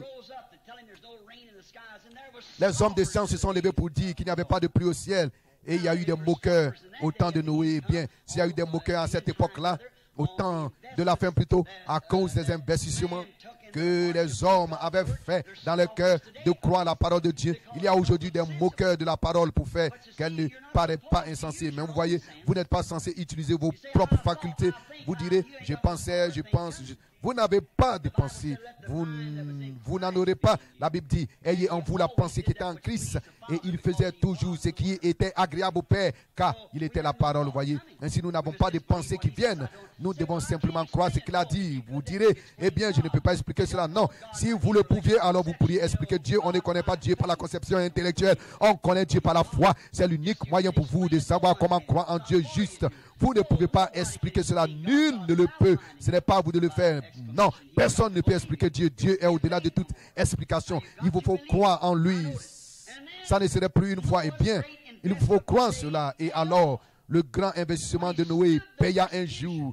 Lorsqu'il a enduré la persécution, il a enduré les moqueries, il a enduré toutes les choses et les polices du monde de l'époque, toutes les choses religieuses qui semblaient s'opposer à lui. La police d'assurance paya en sauvant sa vie. Il avait cru cela et son investissement paya. Maintenant, homme d'affaires, permettez-moi de dire cela. Daniel avait un jour fait un investissement. Il avait été amené dans un monde qui n'était pas comme le monde auquel il était habitué. Il avait été amené au milieu des gens qui ne croyaient pas la même chose que lui. Mais il fit un investissement. Regardez ce qu'il avait fait. Et il avait résolu dans son cœur de ne pas se souiller, de ne pas gâcher cet investissement. Voyez, l'investissement qu'il avait fait en Dieu, il avait résolu dans son cœur que même si cela lui coûtait la vie, il ne souillerait pas. Il ne se souillerait pas en doutant cela. Ne doutez pas de cela. Lorsque vous faites votre investissement, tenez-vous-en à cela. Si vous n'êtes pas prêt à croire cela, alors ne le faites pas. Mais dès que vous êtes prêt à laisser la pensée qui était en Christ être en vous, vous direz bien, ceci c'est cela et ça. Vous ferez mieux de faire attention à ça. Si ce n'est pas la parole, laissez donc cela de côté. La parole, ce sont des faits réels et la vérité, pas une interprétation personnelle. C'est écrit tel que si Dieu va juger l'Église par la Bible, alors la Bible, Dieu a veillé sur elle pour la garder et elle est écrite telle qu'elle devrait être écrite. Pas d'interprétation particulière. Les méthodistes l'interprètent dans un sens, les baptistes dans un autre, et tout. Et puis, arrivez à une confrontation. Aucun d'eux n'est dans le vrai. Cela dans la conception humaine, c'est ce qui les égare. Chaque fois que Dieu a suscité un grand fondateur comme Luther, Wesley, John Smith, Calvin, Knox, Finney, Moody et d'autres comme cela. Alors après les morts, les gens formaient donc une organisation. On avait là un groupe de bons universitaires, ils injectaient leur propre interprétation et formaient une organisation. Ils mouraient là même. Et nulle part dans l'histoire, aucune église qui était devenue une organisation ne s'est donc relevée. Où a-t-on jamais eu de grands réveils dans l'église comme cela? L'église mourait aussitôt qu'elle était organisée. Depuis là, l'église catholique romaine, la première église catholique romaine, avant de devenir l'église romaine, c'était l'église catholique à la Pentecôte. Quelques 300 ans plus tard, à Nice et Rome, l'a changé de l'église catholique apostolique à l'église catholique romaine. Des pensées humaines y avaient été injectées, des petites superstitions païennes romaines injectées dans les Écritures. Et depuis lors, elle n'a jamais rien fait d'autre que de rester la morte avec des membres. De la sortie, le réformateur Luther vint, Luther à Paris comme un homme de Dieu fondé sur la justification, la parole enseignée sur par la grâce de Dieu. Alors que l'église catholique disait, il n'y a pas de salut en dehors de l'église. Dieu était dans son église. Un prêtre m'a intervenu a dit, et disant, monsieur Branham, vous cherchez à parler de la Bible, c'est ce qu'est l'église. Il a dit, Dieu est dans son église. J'ai dit, montrez-moi où. La Bible dit que Dieu est dans la parole. Il est la parole. Et si la parole est en vous, elle manifestera de nouveau Dieu. Et il a dit, la parole est une semence et la semence se reproduira selon son espèce. Elle produira une vie pieuse, une vie complètement consacrée à Jésus-Christ. Maintenant, observez, Daniel, après avoir fait son investissement à Dieu, cela paya donc en lui épargnant la vie lorsqu'il était dans la fosse au lion. Et les enfants hébreux, ils avaient fait un jour un bon investissement lorsqu'on avait proclamé un édit qu'ils devraient tous adhérer à ce groupe et adorer autrement que suivant la manière d'adorer que Dieu leur avait indiqué comme étant la bonne. Et ils avaient fait un investissement en Dieu. Même si on nous jette dans la fournaise, nous n'allons pas faire cela. Nous resterons fidèles à cette parole. Cela leur sauva la vie. Et cela a converti une nation, voyez, parce qu'ils étaient disposés à garder leur investissement. Oui, monsieur, Pierre, un pêcheur, était un homme d'affaires. Il avait une grande affaire, il vendait des poissons. Et c'était une grande activité à son époque, comme il vivait là, près du lac. Un lieu comme ici à Chicago, près du lac. Et c'était un pêcheur commercial. Mais c'était un genre d'homme dur, parce qu'il était un pharisien. Et son père était un ancien pharisien. Mais un jour, je lisais une histoire, et même si elle n'est peut-être pas authentique, peut-être qu'elle ne l'est pas, mais je pense qu'elle subsisterait au test maintenant même. Mais il n'était pas encore venu et il peut venir. Entends jouer bien, rappelle-toi bien, en tant que ton père, j'aimerais te dire ceci, qu'il se lèvera plusieurs cultes, plusieurs faux prophètes apparaîtront, comme Jésus a dit concernant ce jour-ci, mais c'est à leur fruit, et le fruit, c'est le fruit de l'esprit. Vous voyez, quand on les reconnaîtra, il a dit, il y en aura beaucoup en fait, il a dit, maintenant, j'aimerais que tu saches qu'il pourrait y avoir de grands docteurs intelligents qui se lèveront en fait. Il y en avait eu un qui prétendait être le Christ, qui avait égaré 400 personnes. Ils avaient péri dans le désert parce que c'était contraire à la parole. Il a dit, j'aimerais que tu te souviennes que ce Messie aura un signe d'identification et il sera un prophète. Eh bien, nous sommes des Hébreux et le Seigneur Dieu nous a dit que il nous a envoyé des prophètes car la parole du Seigneur vient uniquement aux prophètes. C'est juste. Et il a dit, s'il y a quelqu'un parmi vous qui est spirituel ou prophète, moi, l'Éternel, je lui parlerai. Si ce qu'il dit s'accomplit, alors écoutez-le. Mais si ce qu'il dit ne s'accomplit pas, ne l'écoutez pas, ne le craignez pas. Mais craignez, si cela s'accomplit, si ce qu'il a dit et Moïse a dit, le Seigneur ton Dieu te suscitera un prophète comme moi. Et vous l'écouterez. Eh bien, ce Messie sera un prophète. Ne l'oublie pas, pas un instructeur, pas un sacrificateur, pas un membre du clergé, mais il sera un prophète. Et pendant que Simon était assis sur ce tronçon de bois, peut-être que c'était le jour où André l'avait emmené au rivage, là où Jésus, après avoir durement travaillé toute la nuit et n'avoir rien vu dans le filet, ils étaient assis là. Et Jésus avait emprunté la barque de Pierre et puis il a dit, après qu'il eut fini de l'utiliser, Pierre avait peut-être suivi son discours et peut-être qu'il avait à moitié mis ses doigts dans les oreilles pendant qu'il était assis sur ce tronçon de bois là, alors que Jésus flottait là à bord de sa barque à cause de la foule. Puis nous découvrons là que dans la barque, Jésus doit avoir fait un signe à Pierre de reprendre la barque. Et lorsqu'il est allé là-bas, il a dit, eh bien, je sais que tu as durement travaillé toute la nuit, que tu n'as rien eu, mais il y a des poissons de ce côté, jette ton filet de ce côté-ci. Il y aura une pêche de poissons qui attend. Eh bien, c'est toujours juste un mot. Et lorsqu'il a jeté le filet et qu'il a commencé à tirer, il y a eu des poissons. Et cela montrait aussi que c'était le Messie dont son père lui avait parlé, un prophète. Et il a dit, éloigne-toi de moi, Seigneur, je suis un pécheur. Et il a dit, n'aie pas peur, Simon, maintenant tu as vu la vérité. Désormais, tu seras un pêcheur d'hommes. Pierre était prêt à abandonner ses filets de pêche, son activité. Il a fait un investissement complet en Jésus-Christ, car il avait vu que c'était le Messie promis. En effet, il y avait là la parole qu'il avait proclamée, rendue manifeste.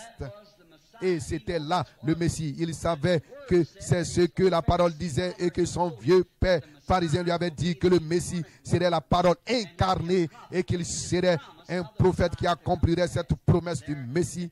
Et cela était là. Alors, donc, Pierre a fait son investissement après avoir vu l'identification, la confirmation de la parole. Nathanaël avait fait un investissement, comme je le disais hier soir. Et la femme au puits aussi, Nicodème, un grand théologien, disons, du genre de celui qui a parlé ce matin. Un grand érudit. Et il est venu faire un investissement. Et j'aimerais que vous remarquiez ce que ce grand homme avait dit, Nicodème. Cela se trouve dans le livre de Saint Jean, le chapitre 3. Ce n'était pas juste un novice, il était un théologien. Observez ce qu'il a dit. Sans doute que le conseil du Sanhédrin, l'institution, avait discuté du ministère de cet homme, même si on l'appelait le prophète de Galilée. Cependant, une minutieuse enquête avait été menée sur son ministère. Eh bien, observez la confession, si cela ne vous passe pas par-dessus la tête. Observez ce que Nicodème a dit à Jésus. Rabbi, nous, les pharisiens, nous savons, nous ne pouvons pas le confesser, nous ne pouvons pas le faire savoir, car nous perdrons notre position. Nous perdrons notre investissement pour notre pain et notre beurre. Nous perdrons notre position parmi les gens. Nous serons des bannis comme les Galilées ou les pécheurs. Nous serons considérés comme de piètres intellectuels, des piètres intellectuels, peut-être comme des gens nerveux, embrouillés, hystériques, incapables de prendre une bonne décision. Par conséquent, l'Église ne pourra plus nous utiliser si nous prenons pareille décision. Mais nous savons que tu es un docteur venu de Dieu, car personne ne peut faire ses œuvres si Dieu n'est avec lui. Vous voyez, Nicodème, beaucoup d'entre nous s'en prennent à Nicodème disant il est venu de nuit. Il est venu faire son investissement et il a trouvé que la banque était ouverte 24 heures sur 24. Même si c'était la nuit, la banque était cependant ouverte et elle est ouverte ce matin ici à Chicago. Elle est ouverte tout le temps si vous êtes prêt à faire votre investissement. Il a trouvé les portes ouvertes, un cœur accueillant pour le recevoir. Il l'a amené sur la terrasse et pendant qu'il se tenait là au clair de la lune, alors Nicodème s'est mis à faire son investissement. Premièrement, il a fait sa confession. Nous savons que tu es un docteur venu de Dieu, car personne ne peut faire les œuvres que tu fais si Dieu n'est pas avec lui. Nous le savons. Eh bien, il a dit, nous, ce qui voulait dire le conseil, l'organisation du conseil. Ils avaient un conseil unique, comme ce que nous cherchons à introduire parmi nos églises. Une fédération des églises, vous voyez, le conseil mondial. Et il a dit, nous comprenons cela, mais personne parmi eux ne voulait apprécier cela comme le jeune homme riche. Il voulait garder les richesses du monde. Mon ami homme d'affaires ce matin, homme ou femme, pouvez-vous le permettre? Évaluez le prix. Cela va-t-il tellement vous ruiner d'accepter le baptême du Saint-Esprit? Cela gâchera-t-il tellement vos affaires? Préfériez-vous plutôt voir vos affaires être ruiné ici sur terre ou votre position être changée dans l'église, ou préférerez-vous avoir la vie éternelle? Cela dépend de la police d'assurance que vous voulez détenir. Rappelez-vous, Nicodème était un grand homme. Il avait beaucoup de choses à endurer, mais il avait accepté cette police d'assurance. Nous voyons cela dans Luc 24, 49. Cet détenteur, j'essaie de terminer. Cet détenteur de police d'assurance, dans Luc 24, 49, tous ceux qui avaient fait un investissement, vous savez, si vous détenez une police d'assurance, cela paye des intérêts. Souvenez-vous, vous pouvez retirer des intérêts sur votre police d'assurance. C'est bien. Ils avaient cru au Seigneur Jésus-Christ et ils l'avaient accepté comme les sauveurs personnels, mais ils comprenaient qu'il y avait des dividendes prêts à être payés sur la police d'assurance, car Jésus les avait dit dans Luc 24, 49, voici, je vous envoie les dividendes qui ont été promis. La promesse de mon Père sur vous. Joël 2, 28 et beaucoup d'autres passages des Écritures qui avaient été promis. Je pense Ésaïe 28, 19, là où il est dit, c'est précepte sur précepte, règle sur règle, un peu ici, un peu là. Retenez fermement ce qui est bien, car c'est pas des hommes aux lèvres balbutissantes, au langage baba que je parlerai à ce peuple. Joël avait dit, Joël 2, 28, dans les derniers jours, dit Dieu, je répandrai mon esprit sur toute chair. Vos fils et vos filles prophétiseront, et sur mes serviteurs et mes servantes, je répandrai mon esprit, et vos jeunes gens auront des visions, vos vieillards auront des songes. Alors, quiconque invoquera le nom de l'Éternel sera sauvé. Et ces gens comprenaient de par les Écritures et pour avoir accepté Jésus-Christ comme leur police d'assurance vie qu'il y avait des dividendes. Eh bien, hommes d'affaires, vous pouvez être des membres, vous pouvez avoir accepté Jésus-Christ, vous pouvez avoir été baptisé au nom de Jésus-Christ du baptême chrétien, vous pouvez avoir fait toutes ces choses, mais cependant, il y a des dividendes sur cet investissement. Et dans Luc 24, 49, comme je venais de le dire, ils sont montés et retirés des dividendes, et pendant qu'ils étaient tous réunis ensemble, et qu'ils s'étaient mis à s'attendre au Seigneur, ils ont attendu pas juste quelques 2 ou 3 jours, et peut-être que quelqu'un s'était levé, disons peut-être Matthieu, c'était un collecteur d'impôts pour le compte du gouvernement. Il était peut-être un homme très intelligent, il s'est peut-être levé, il a dit, un instant, pourquoi attendons-nous davantage? Il nous avait été dit de monter ici et nous y voici.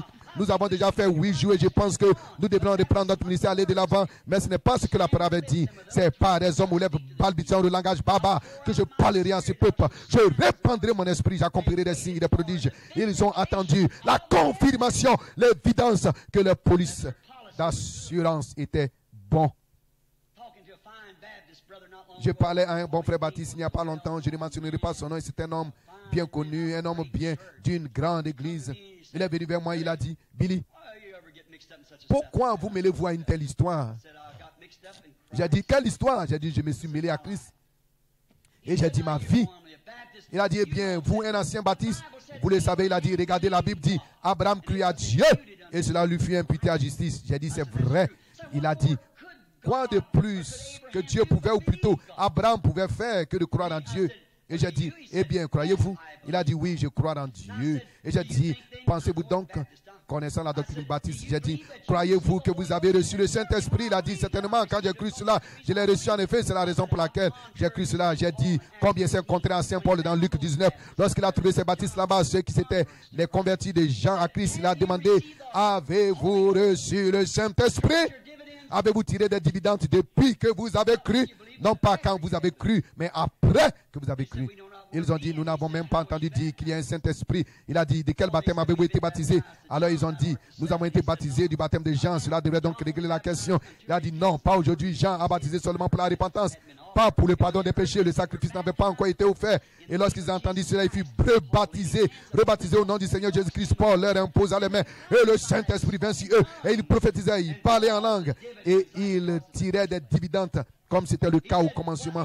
Et il a dit, eh bien, Abraham a cru à Dieu et cela lui fit imputer. Et il a dit, quoi de plus l'homme peut faire? J'ai dit, c'est vrai, il a cru à Dieu, mais Dieu confirma cela en lui donnant le sceau de la circoncision. Et alors, lorsque vous dites que vous êtes un croyant, Dieu n'a jamais reconnu votre foi tant qu'il n'a pas scellé du baptême du Saint-Esprit et qu'il ne l'a pas reconnu comme une semence prédestinée. C'était un bon mot pour un baptiste, vous voyez? C'est vrai. Certainement, c'est vrai.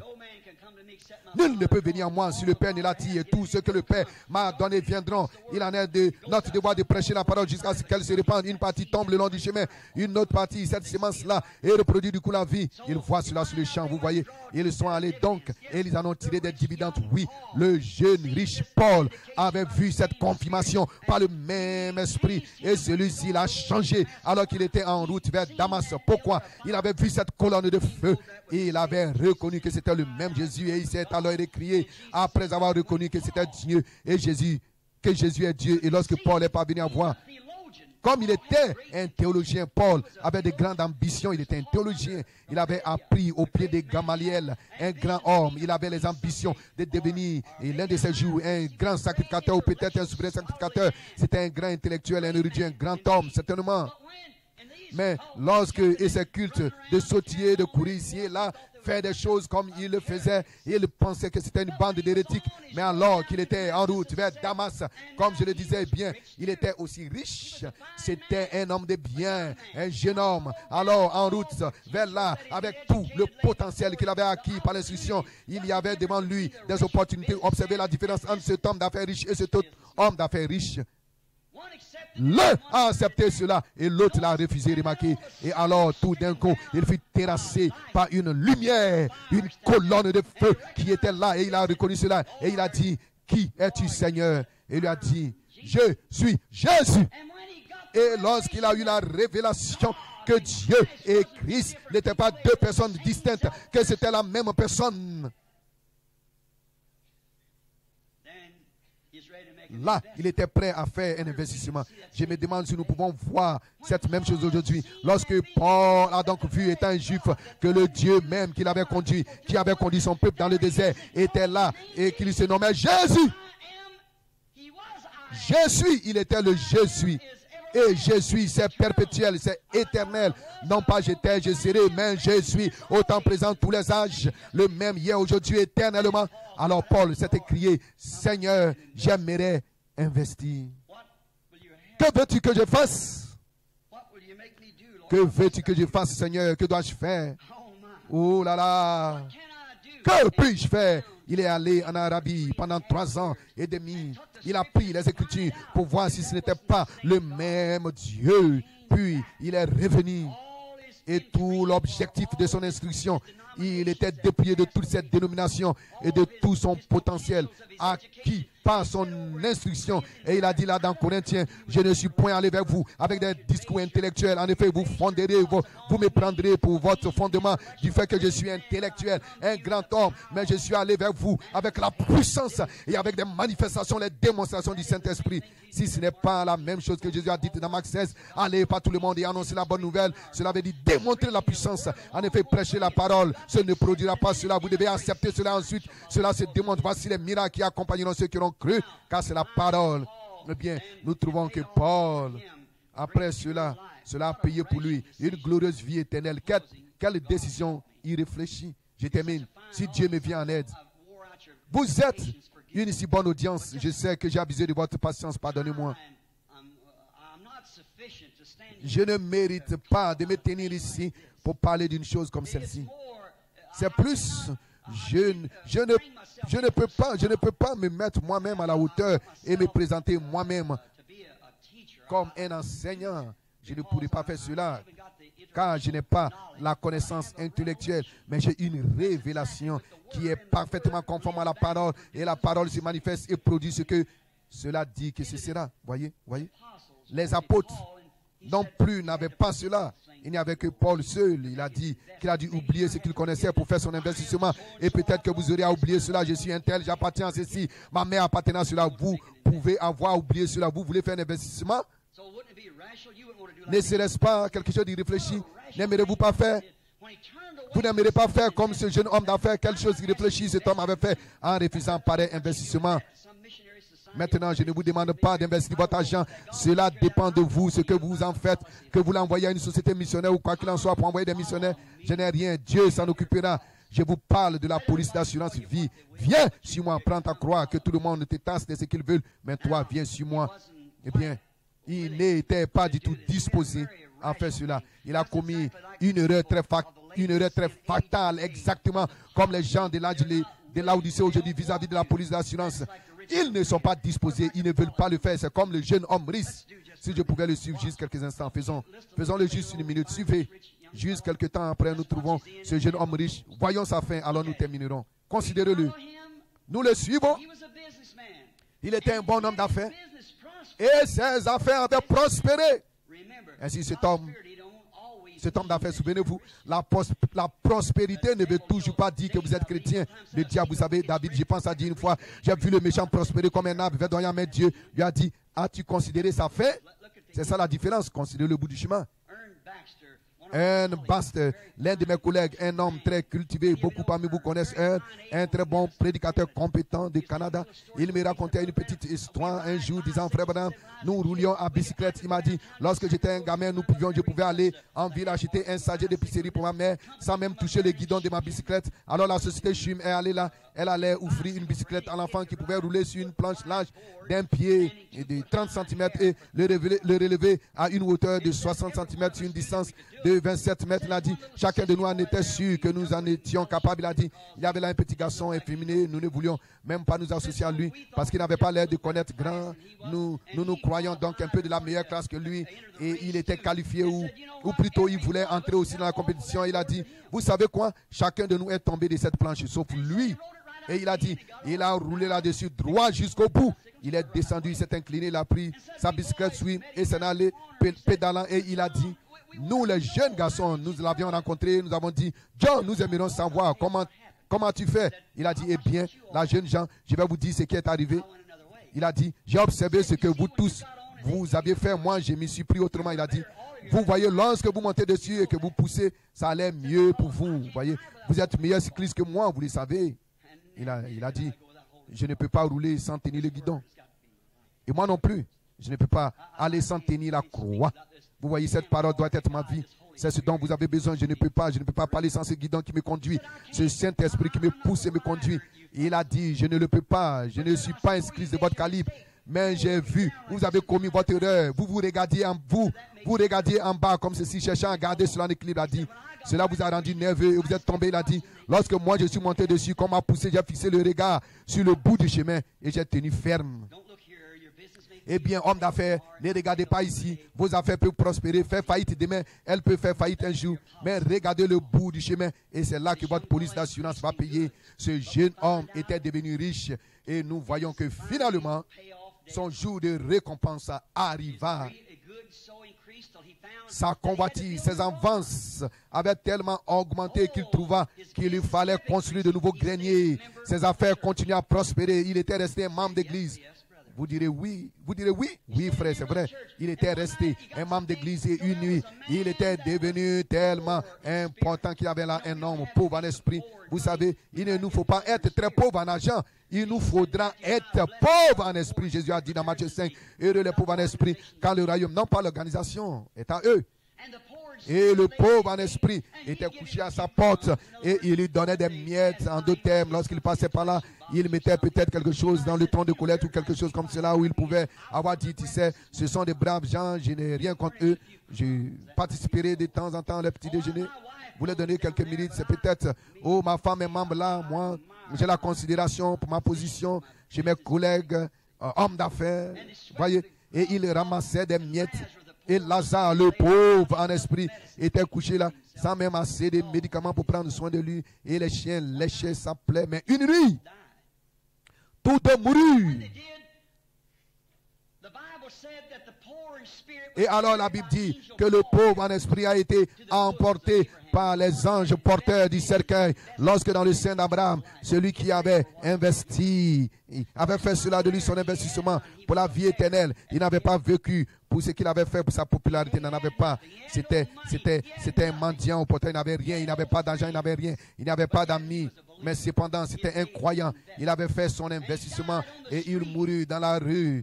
Et les chiens léchaient ses plaies. Et la Bible dit que les anges l'ont emmené dans le sein d'Abraham. Et la même nuit, le riche, l'ancien conducteur, donc, il avait eu une vie très prospère, puis il mourut. Eh bien, il retira aussi des dividendes. Un prédicateur intellectuel est venu peut-être avec son col retourné, peut-être dans son accoutrement sacerdotal. Il a dit, on a mis le drapeau en berne et la salle de danse ne pouvait pas contenir les fleurs. Oh, quel grand remue-ménage on avait de toutes ces affaires. Et peut-être que le président de l'association des banques et tous étaient là. Et ils avaient probablement porté son cercueil. Peut-être qu'un prédicateur intellectuel s'est levé, il a dit, notre précieux frère, que des fois il a établi des chèques pour des veuves, que des fois il a contribué financièrement dans notre grande organisation, il a soutenu notre programme. Et peut-être que des hommes d'affaires se sont levés et ont parlé. Il a eu sa récompense. C'est juste. Son investissement paya comme cela. Mais pour le monde, il était un grand homme.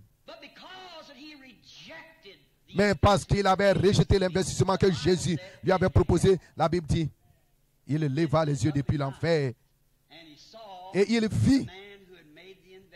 vit l'homme qui avait fait l'investissement autrement en sécurité dans le sein d'Abraham, consolé, marchant ça et là bien. Et il s'est écrié,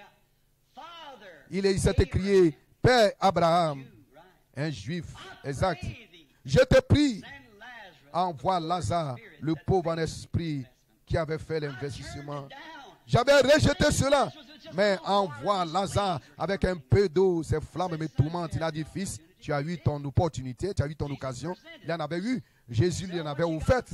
Vends ce que tu as, viens et suis-moi, investis dans ceci, prends ta croix. Mais c'était trop pour lui. Il a dit, il est maintenant consolé et toi tu es tourmenté. Et à part tout cela, il y a entre vous et lui un grand abîme qu'aucun homme n'a jamais traversé ni ne traversera. C'est la taille en pièces, le purgatoire et toute cette doctrine. C'est Jésus-Christ qui l'a dit. N'attendez pas trop longtemps, monsieur. Mon précieux frère rebelle, déchu de Christ. N'attendez pas trop longtemps pour faire cet investissement. Il avait peut-être l'intention de faire cela un jour. Mais comme le dit un vieux dicton du Sud, l'enfer est pavé de bonnes intentions. Voyez, les bonnes intentions ne font pas l'affaire. Vous lisez la prescription sur une bouteille, mais après consommez le médicament si vous voulez avoir les résultats. Faites votre investissement. Signez de votre nom avec son sang sur votre cœur. Vous voyez, remarquez, regardez-le. Il a levé la tête en enfer et il a été payé, il a été récompensé. Et puis remarquez, il a dit, alors Père Abraham, si tu peux ne pas faire ça, ne laisse pas mes collègues, mes héritiers sur la terre de mon investissement que j'avais fait, qu'on leur dise de ne pas commettre la même erreur que moi. Cela peut être vous ce matin, mon ami juif ou mon ami des nations. Ne soyez pas imprudents comme cet homme. Il a dit, renvoie-le et qu'on leur apporte ce message. Oh, il voulait alors devenir un prédicateur. Il voulait accepter cela. C'était trop tard. Il ne pouvait pas le faire alors son temps. Il avait eu l'occasion, mais il n'avait pas fait son investissement. Et il a dit, ils ont des prophètes. Ils ont ce que la parole a dit, les lois. Il a dit oui, mais si quelqu'un est ressuscité des morts et qu'il est établi qu'il est vraiment ressuscité des morts, ils croiraient donc cela. Il a dit, ils ne croiront pas quand bien même quelqu'un ressusciterait des morts. Et 2000 ans se sont écoulés depuis cette scène. En 1963, il y a quelqu'un parmi nous ce matin qui prouve que Christ est ressuscité d'entre les morts et cette vie qui était en lui est dans son église accomplissant les mêmes œuvres pour accomplir sa parole. Ne voudrez-vous pas, mon frère et ma soeur, faire cet investissement ce matin? Abandonnez vos vies à Christ pendant que nous inclinons la tête solennellement. De façon solennelle. Que ces paroles ne soient pas vaines. Vous devez naître de nouveau. Vous devez. Maintenant, je ne parle pas de ce que vous pouvez crier, pousser des cris par la langue. Je vais dire naître réellement de nouveau. Avec cette profonde confession du péché. En effet, vous n'avez jamais été capable, quoique vous soyez toujours accroché à votre organisation, alors même que vous savez qu'elle était contraire à la parole, mais cependant à cause des idées égoïstes, par l'orgueil et par popularité, vous êtes resté dans cette grande église. Vous ne voulez rien avoir à faire avec la mission du coin. Voyez là, Où sont tes trésors? Là aussi sera ton cœur. Oh, homme d'affaires, ce matin, je vous offre en tant qu'agent de Jésus-Christ la vie éternelle, une police d'assurance vie éternelle que Christ, mon Seigneur, mon suprême patron, quand je suis mort aux choses du monde pour vivre uniquement pour lui, n'utilisant pas notre propre pensée, mais laissant juste sa pensée. Nous sommes prisonniers comme Paul, comme Moïse. Peu importe ce que quelqu'un d'autre dit, vous êtes prisonniers de cette parole. C'est le Saint-Esprit qui conduit. Il vous défend d'aller à des endroits. Il vous défend de venir ici. Il vous envoie là où vous ne voudrez pas aller. Il vous empêche d'aller là où vous voudriez aller. Avez-vous besoin d'une police d'assurance? Voulez-vous faire un investissement? Maintenant, il n'y a pas de place ici, comme les méthodistes et la plupart des pentecôtistes appellent cela pour les appels à l'autel. Mais il y a l'autel, il y a un autel là même où vous êtes. La Bible dit, tous ceux qui crurent furent baptisés. Et si vous voulez confesser, sachant que vous avez été en erreur et que vous aimeriez avoir l'une de ces polices d'assurance et que vous en voulez, j'espère que vous ne pensez pas maintenant que j'espère que cela n'a pas l'air sacrilège, comme je dis. Lorsque je dis police d'assurance, je fais cette déclaration uniquement suivant mon test. Et il vous faut avoir la vie éternelle. Et vous voulez investir votre vie en Jésus-Christ. Si vous le voulez maintenant, réfléchissez-y sérieusement. Car maintenant, selon la science, la gravitation retient vos mains vers le bas. Mais il y a en vous une vie qui peut défier la gravitation. Et vous pouvez lever la main.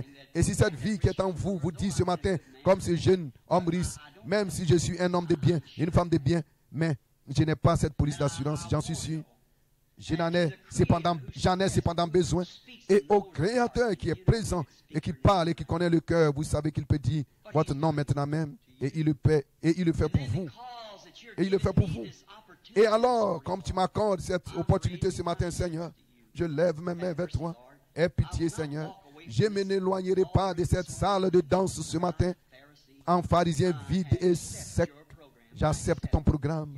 J'accepte ta vie dans la mienne. J'abandonnerai ma vie. Je deviendrai le prisonnier de ta parole. Priez pour moi, frère Branham. Je lève les mains pour montrer à Dieu, non pas à vous, frère Branham, mais à Dieu qui est présent. Je veux cet investissement. Voudrez-vous lever maintenant la main pendant que chaque tête est inclinée et que chaque œil est fermé? Que Dieu vous bénisse. Peu importe que vous soyez, je vois des prédicateurs, c'est bien. Soyez sincères. Voyez, les prédicateurs ne sont pas exclus. Franchement, ce sont des bergers. Ce sont eux qui devraient être en tête. Très bien. Y en aura-t-il un autre avant que je prie? Oui, que Dieu vous bénisse. Que Dieu vous bénisse. Vous là-haut, au balcon, qu'il vous bénisse. Oui, il voit vos mains partout maintenant. Avec sincérité, alors que vous baissez la main, vous avez pris votre décision maintenant. Maintenant, alors que je prie et que je demande à ce glorieux Dieu qui s'est manifesté dans la chair et qui nous a été donné une fois de plus sous la forme du Saint-Esprit, puisse-t-il venir dans votre cœur, régler la question pour toujours et écrire, pardonner sur votre livre de vie et inscrire votre nom dans le livre de vie et vous donner la vie éternelle et l'assurance de la résurrection. En effet, Christ ressuscitera en vous.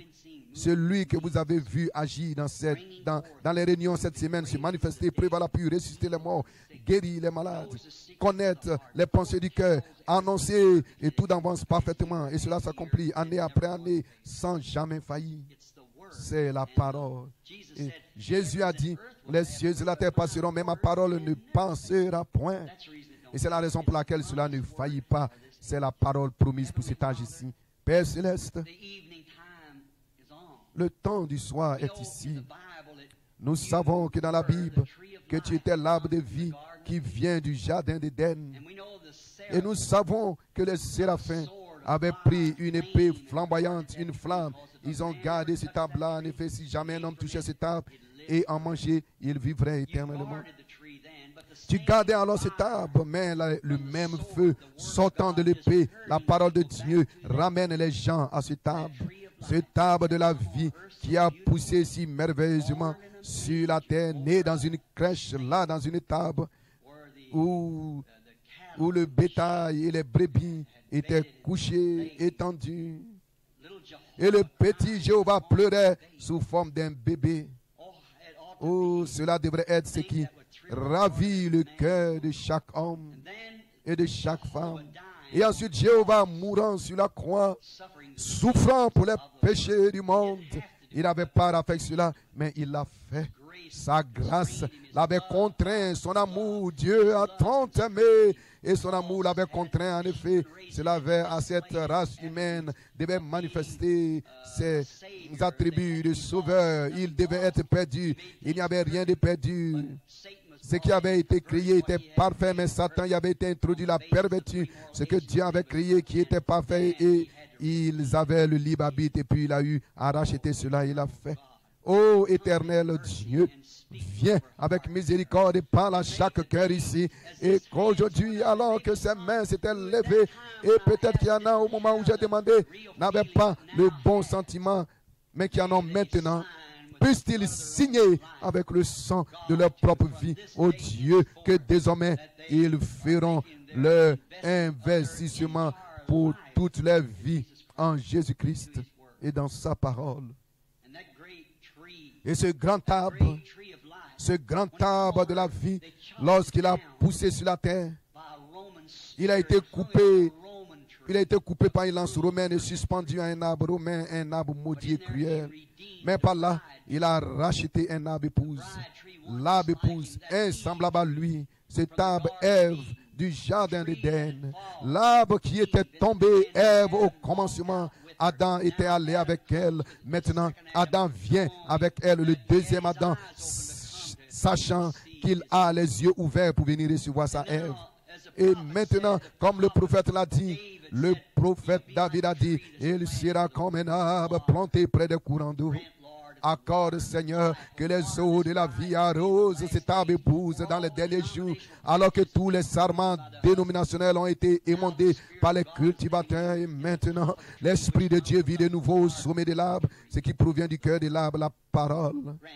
Accorde-le, Seigneur, qu'ils produisent beaucoup de fruits et que leur état soit, si c'est comme Lazare, s'ils doivent s'y prendre ainsi sur la terre, qu'ils sachent que nos trésors sont au ciel, non pas sur la terre. Bénis ces hommes d'affaires, Seigneur, ces femmes d'affaires et tous ceux qui sont intéressés. Nous te les confions maintenant pour l'avancement de ce message. Tu as promis, Seigneur, d'accorder cela. Et moi, en tant que ton serviteur, je te l'ai confié. Tu as dit, nul ne peut venir à moi si mon Père ne l'attire. Et ils ont levé les mains, Seigneur, maintenant je te les confie, comme l'offrande d'amour du message de ce matin, de ta parole. Garde-les, Seigneur, jusqu'à ce jour-là. Tu as dit, nul ne peut les arracher de ma main, et je les ressusciterai au dernier jour.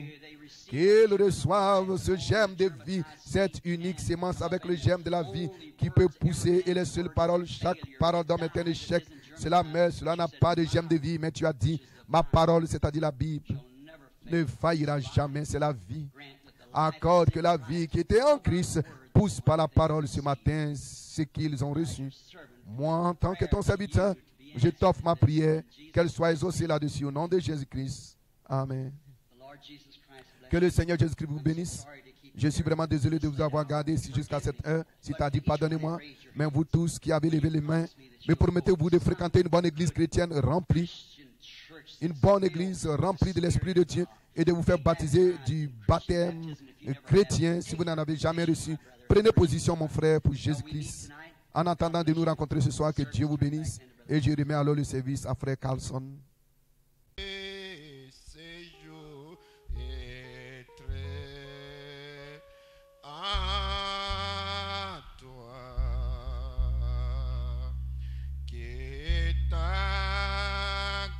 C'est fini, fortifie mon cœur fait, esprit mon ser, comme tu mouris pour moi.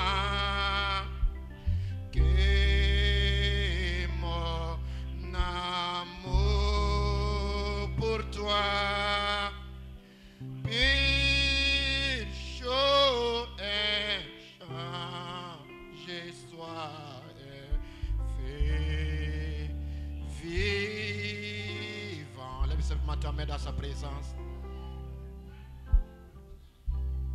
Oh, praise God.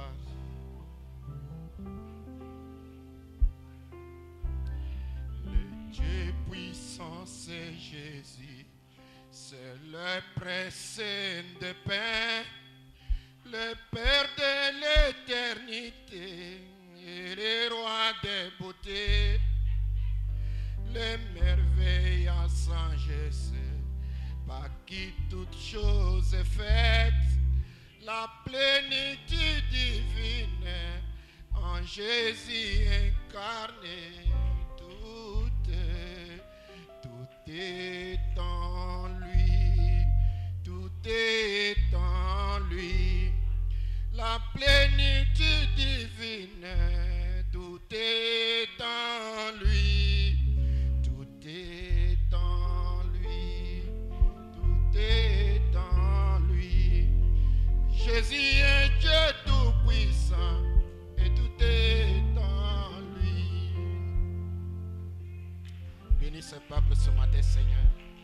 Bénis la parole qui a été prêchée avec puissance et autorité. Des âmes, Seigneur, s'abandonnent à toi. Bénis ton serviteur dans la gloire. Bénis ses enfants, Seigneur. Bénis chaque croyant, Père. Ceux qui suivront par connexion. Bénis-les puissamment, Père. D'investir leur vie en toi. Il y a des témoignages, témoignages, témoignages. Et ceux qui sont donnés à toi, Père, laissons la louange, la gloire et l'honneur. Pendant que nous rentrons chez nous, Seigneur, chacun dans sa maison, que l'an du Seigneur verse chacun. Bénis les offrandes, que tout soit pour ta gloire. Dans le nom de Jésus-Christ, nous te prions pour ta gloire immortelle. Amen. Amen. Que Dieu vous bénisse richement. Amen. Certainement, nous nous rencontrerons dimanche, Dieu voulant. Amen. Que Dieu vous bénisse richement. On va chanter ce temps. En avant, soldat chrétien, marche comme à la guerre, avec la croix de Jésus, allons tous en avant, en avant, en avant, soldats chrétiens, marchons comme à la guerre, avec la croix de Jésus.